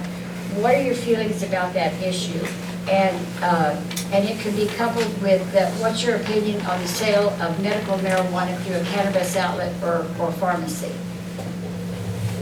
I think on the medical marijuana should be delivered out of a pharmacy, not a marijuana outlet. I'm not in favor of recreational use of marijuana. And the final question, Mark, there are Oregon revised statutes and Lake County ordinances citizens are legally bound to comply with. When they're brought to your attention, if elected, how would you encourage the other two commissioners to comply with these ordinances? Well, the ORS, or Oregon Revised Statute, is Oregon law. You can't go against Oregon law. You're breaking the law. On the other side, the ordinances are county enforced ordinances. They're not state laws. And so how would I get them together? We just talk about it. Thank you. And for this position three, we have Ken Kestner. Ken, would you stand? And Mark, and we'll give him a round of applause.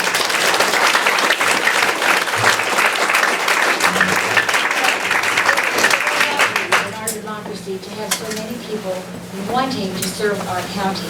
And so we have 4 positions for position 2, we have 2 people for position 3. And so we encourage everybody to go to the polls and vote.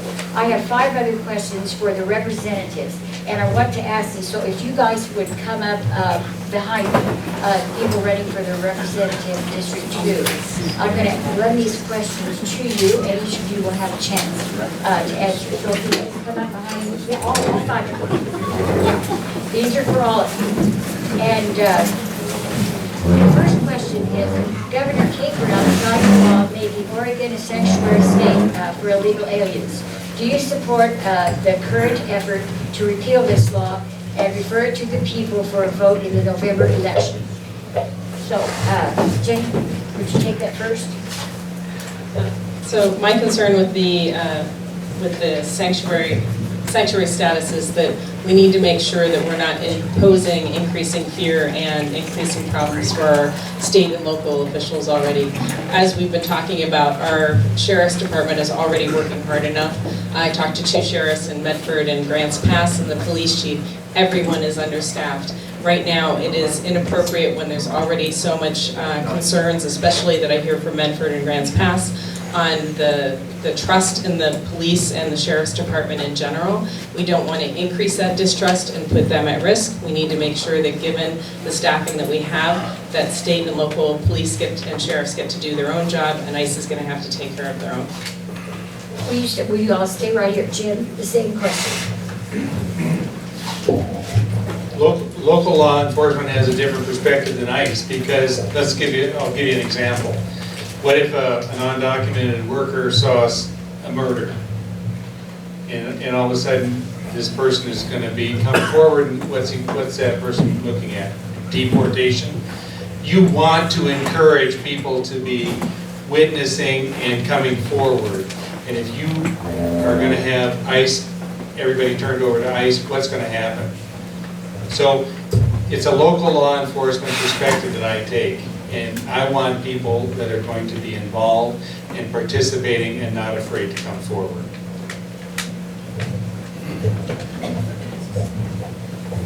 Eric? That's almost as good as fingernails on a blackboard. In terms of the sanctuary state issue, this is a classic conflict between the federal government and the states here. And we have just seen a complete train wreck in immigration policy, up one side and down the other. I think no matter what the state does, it's going to end up in court, and it's going to end up in the Supreme Court. I think the solution in the long term for all of us is to come up with an immigration policy, as we've talked about, for DACA folks, that gets them a path to citizenship. And for other folks who are here who are otherwise living legal lives and otherwise contributing to our economy, in River County, for instance, picking the cherries. Let's be honest, they're part of our economy. Then we absolutely have to find a path forward that gets them some sort of documentation, some sort of come and go, and some sort of legitimacy. We have 4% unemployment here. This isn't the issue. It's not they're taking our jobs issue. It just isn't.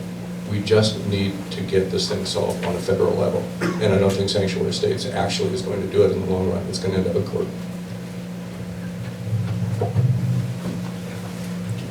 Thanks, Tim. Okay. There's 4 million people in our state. There's about 780,000 people over here in CD2. If you want to put it for a vote, sanctuary status will win. And then everybody in CD2 can still be mad. Look, there's 310 million people in the United States. There's about 11 million undocumented people. It's time we start focusing on serious problems, not those things that keep us at each other's throat. I am really tired of watching my country spit at each other. I think it's enough, and I think it's time for us all to grow up and start solving real problems and not focusing on the gnats that are flying around in the air. Thank you, Jamie. Thanks. I not repeat a lot of the things that Eric said, because I thought he had some really good comments. I think we have to look at the different responsibilities between local law enforcement and get them focused on the things they need to be taken care of. And there was a lot of discussion of that tonight with some of the local office folks. ICE should be focused on taking care of looking at larger nationwide immigration issues. But also, I think states, there's a differentiation between federal focus and state focus. And I think states have the opportunity to step forward and make some decision they want.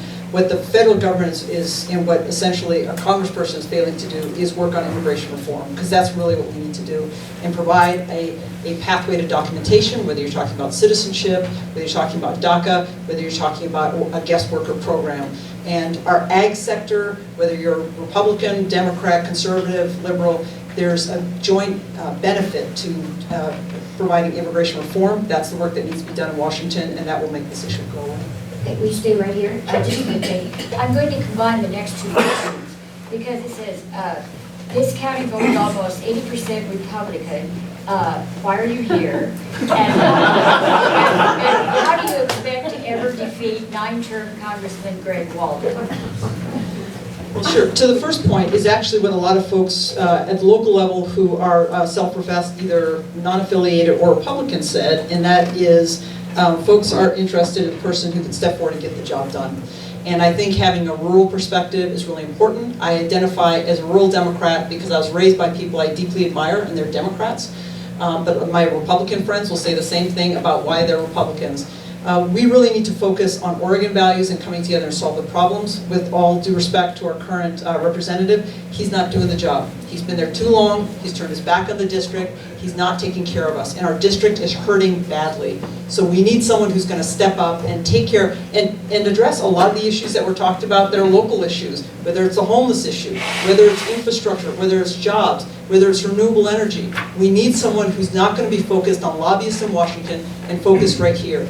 And I think, we talk about Oregon values, we all care about our families, we all care about our communities. When we focus on that, I think he's beatable. I've got a longer plan, I don't have time to talk about it right now, but we can talk about it later. Tim. Same questions? Same questions. No, good. Well, as I pointed out, Eric and I spent last night with a bunch of Republicans up in Prineville, and we watched the 4 candidates that were campaigning for governor on the GOP side. Bueller wasn't there. I followed right after them, and I said, all right, this is really scary. I'm a Democrat, and every one of these guys were talking about the things that I've been talking about for 8 months. My point being, they talked about bringing back woodworking to the district. They talked about the problems that we have. We don't have enough jobs that pay livable wages. They talked about the timber being shipped over for processing overseas rather than our mills. These are all things we've been talking about. That's my point, folks. There's more things that we share that we want to solve. We need to get off the things that just keep us divided. Thank you. Thank you. Eric, the same question. Okay, I'm just going to read Yeah. it through. Just Absolutely. go along. Okay. So, how do I expect to defeat Mr. Walden? I think it's actually, I think he's actually an awful lot more vulnerable than people realize he is. As Tim said, these weren't just a group of Republicans who were sitting down last night. This was the Central Oregon Patriots. And, and I just basically said, look, I'm going to give you the same answer I would give if I was sitting in front of a whole bunch of progressives. And it was interesting to me when I heard Tim speak and when I spoke, I saw more heads doing this much more frequently than I saw them doing that. The support for Walden in this district is a mile wide and an inch and a half deep right now. I worked in the ag export sector. That's what I did for the last 10 years, either directly or indirectly. Rockwood Republicans, he's not showing up for them. He's not doing the job. They know it. They're quietly pissed off, and they're not going to vote for him. Okay, Jim. Greg Walden's going to defeat himself, and here's where it's coming from. He voted for the health care bill that would have taken away health care from 64,200 people in his own district. How is that representing the people in this district? Over in Klamath, at the 11th hour, he submarined the Klamath Basin Restoration Agreement. For 10 years, the Native Americans and the irrigators had sat down. These people probably would have not shot each other, but they certainly wouldn't have been conversant. But they sat down at a table and they worked out their own settlement agreement. I would have blessed that so fast your head would swing. But at the 11th hour, he came in and he submarined it. That's not representing your people either. He voted against net neutrality. Again, how is that helping anybody except the rich? It's like putting people in the fast lane if you can pay for it, and the rest of us are in the slow lane. So he's going to defeat himself, and the way it's going to happen is with everybody helping. Thanks. Jenny? So obviously, as a doctor, the fact that he tried to take away health care is one of the main things that I think he failed his district on. And the other things that were brought up are all things that we can use as negatives. If we look at what he says in his own emails that he sends out on what he's done positive, he bragged about the fact that he had helped to fund the CHIP program, giving insurance to children. That was actually a bipartisan thing that was very popular, and the Democrats would have happily passed, but it was actually held hostage by the budget process for 4 months. If that's the most that he can brag about, what it tells me is he is not serving his district, and he kind of knows it. And so that's what we need to hold him accountable for. The reason I'm here is because I'm running for Congressional District 2. There are 20 counties there, and this is one of those counties. Whether you vote for me or not, I will represent this county and every other county in that district. That is not what Greg Walden has done for us. He has only represented the people who are keeping him in power. The next question for you five are, there are already federal regulations banning military-style weapons such as grenades and fully automatic weapons from civilian use. What is your position on regulating high-velocity weapons and high-capacity magazines? So right after the Parkland shooting, I was actually here in Lakeview last time, and I walked into the store to look at the guns and to be educated on the guns. And what the person selling the guns there told me was that no one would use these high-velocity rifles for hunting, that they tear up the hide, and you guys save the hides, and that they're not as accurate as the bolt-action rifles. And she said, no, this is what you would use for hunting. I also know that my colleagues who are trauma surgeons talk about the damage that those high-velocity rifles actually cause to tissue, whether it's an animal or a human, and that there's not, and when I asked her what those rifles were for that were sold there, she said they were used only for recreation and for target shooting. So I think there are reasonable gun safety laws that can get rid of things that don't actually have a cause. I have many friends who own guns and who hunt, and I do not want them to lose their guns and their ability to use those. We also need some safety, though, to actually prevent the teen suicides and the teen violence. Thank you. I started hunting when I was 12. I still hunt. I own 2 rifles and a shotgun.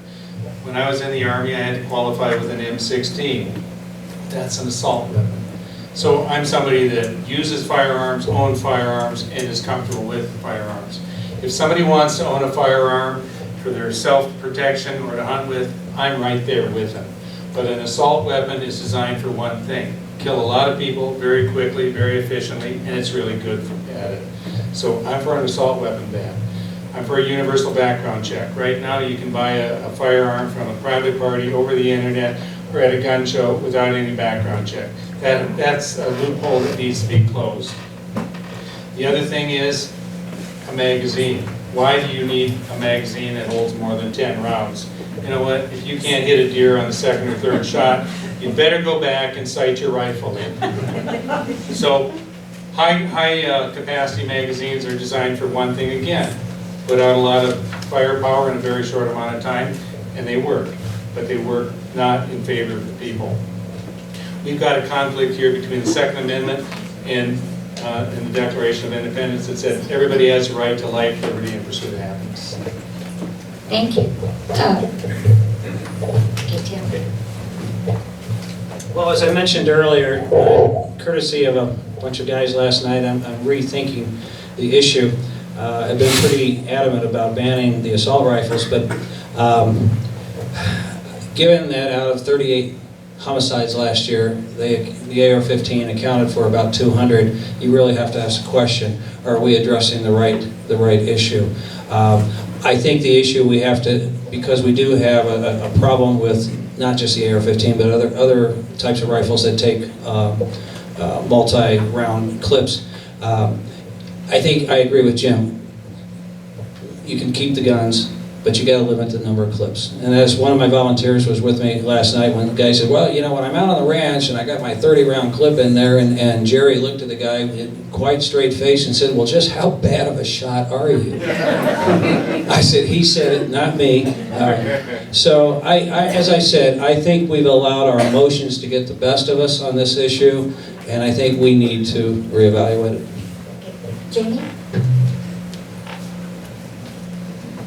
I really appreciate the person who wrote this question, because they're distinguishing the military-grade style weapons from the civilian use. And we have, our hunting tradition predates statehood. I find when I'm in more kind of liberal progressive areas, I kind of tell stories and ask, okay, how many of you here have hunt to put food on the table, or have a family member who hunt to put food on the table? I'll talk about if you're, you know, my family members out the Jordan Valley, and if they need, there's a safety issue, someone coming from Vail, that the quickest way is actually through Idaho to get there. So to try to develop a sense of, we do have traditions within the state of use of weapons for hunting and for some protection of family as well. So on this question, the separation of military from civilian. And in terms of civilian use, there are a lot of things we do have to address, though, in terms of domestic violence, in terms of self-harm. But those are wrapped into also our healthcare system, mental health, and also care for kids in our schools. There's also health safety programs in our schools we need to step up. Eric? The problem here, I think you may have a sense from me, I guess my feeling with these things is, if you don't have a goal in mind when you start thinking about policy and doing things, you're not going to get to your goal.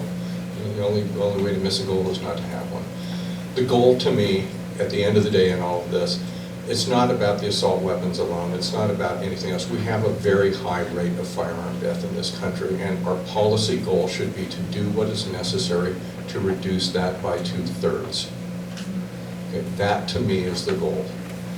And let's start trying some things. Let's measure it. Let's see what works. Let's stop having kids get killed by firearms that are left out and loaded. I mean, we could start there.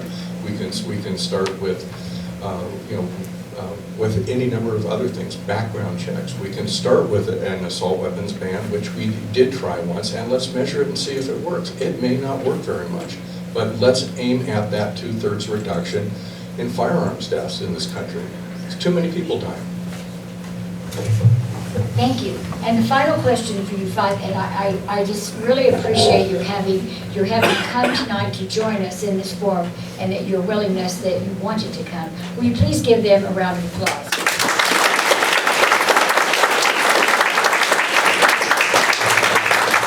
The last question for all of you. So you want to be first? Sure. Would you be first? All right. What is your position on global warming, and how should the United States participate internationally? Okay, global warming is real, is happening. We see it in crop variability. We see it in wildfire behavior. We're causing it. It's an amplifier to other natural cycles that are occurring anyhow. I don't know necessarily that the international treaties are going to do what is necessary, frankly.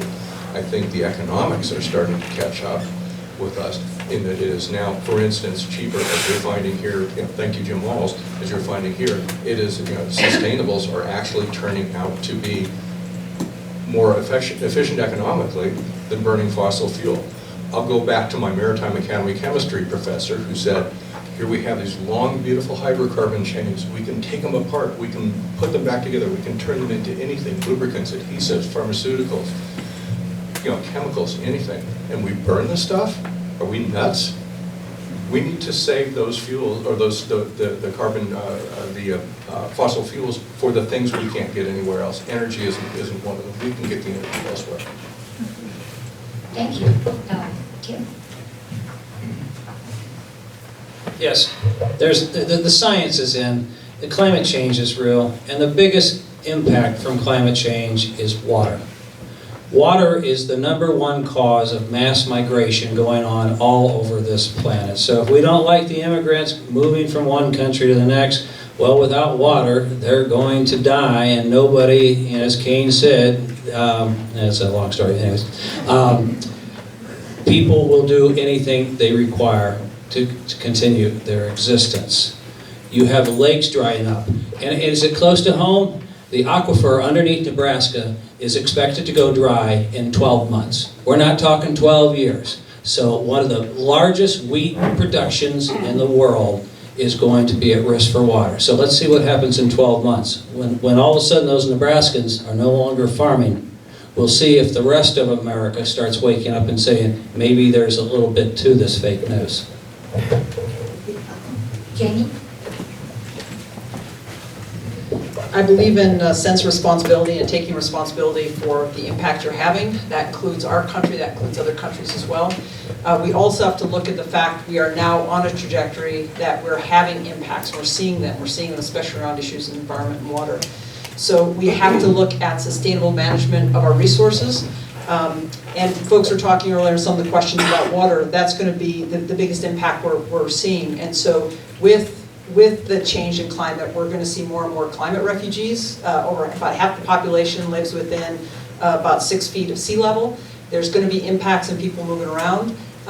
Our ranching and farming traditions are going to be impacted if we don't manage our water resources, and we will get an influx of folks coming in, which is going to impact housing and all those other things.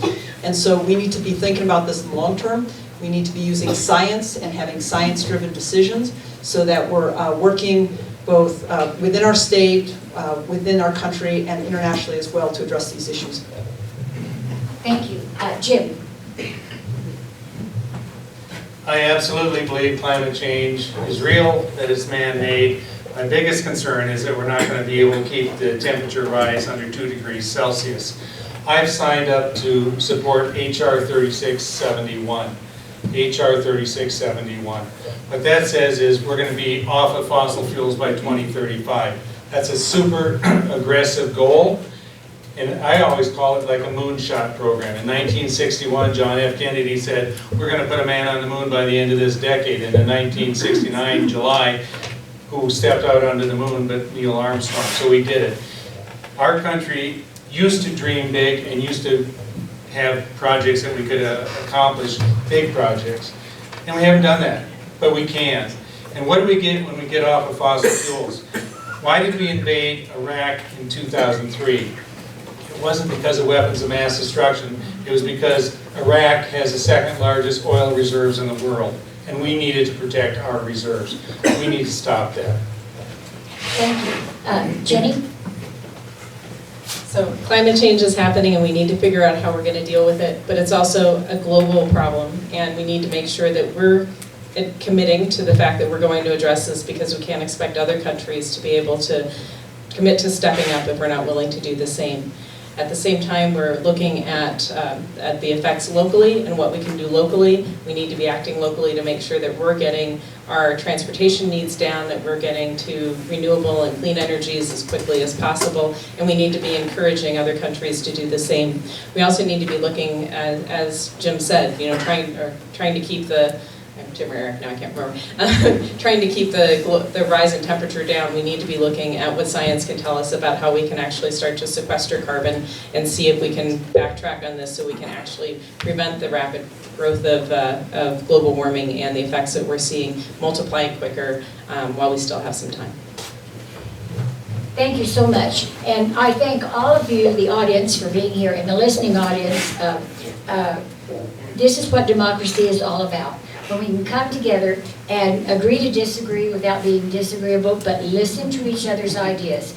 And it has always been the goal of AAUW to present the forum so that you can meet the candidates, ask questions in a tasteful, informative manner, and then be an informed voter and everything. So on behalf of AAUW, we do not endorse any candidate or any political party. And we thank you for being a part of this forum. We thank the Examiner for going to put it on YouTube. We thank Marcy and KORV for airing it live. And we especially thank our step-up kids that are going to help me tear down tomorrow. So on behalf of AAUW, thank you and good night.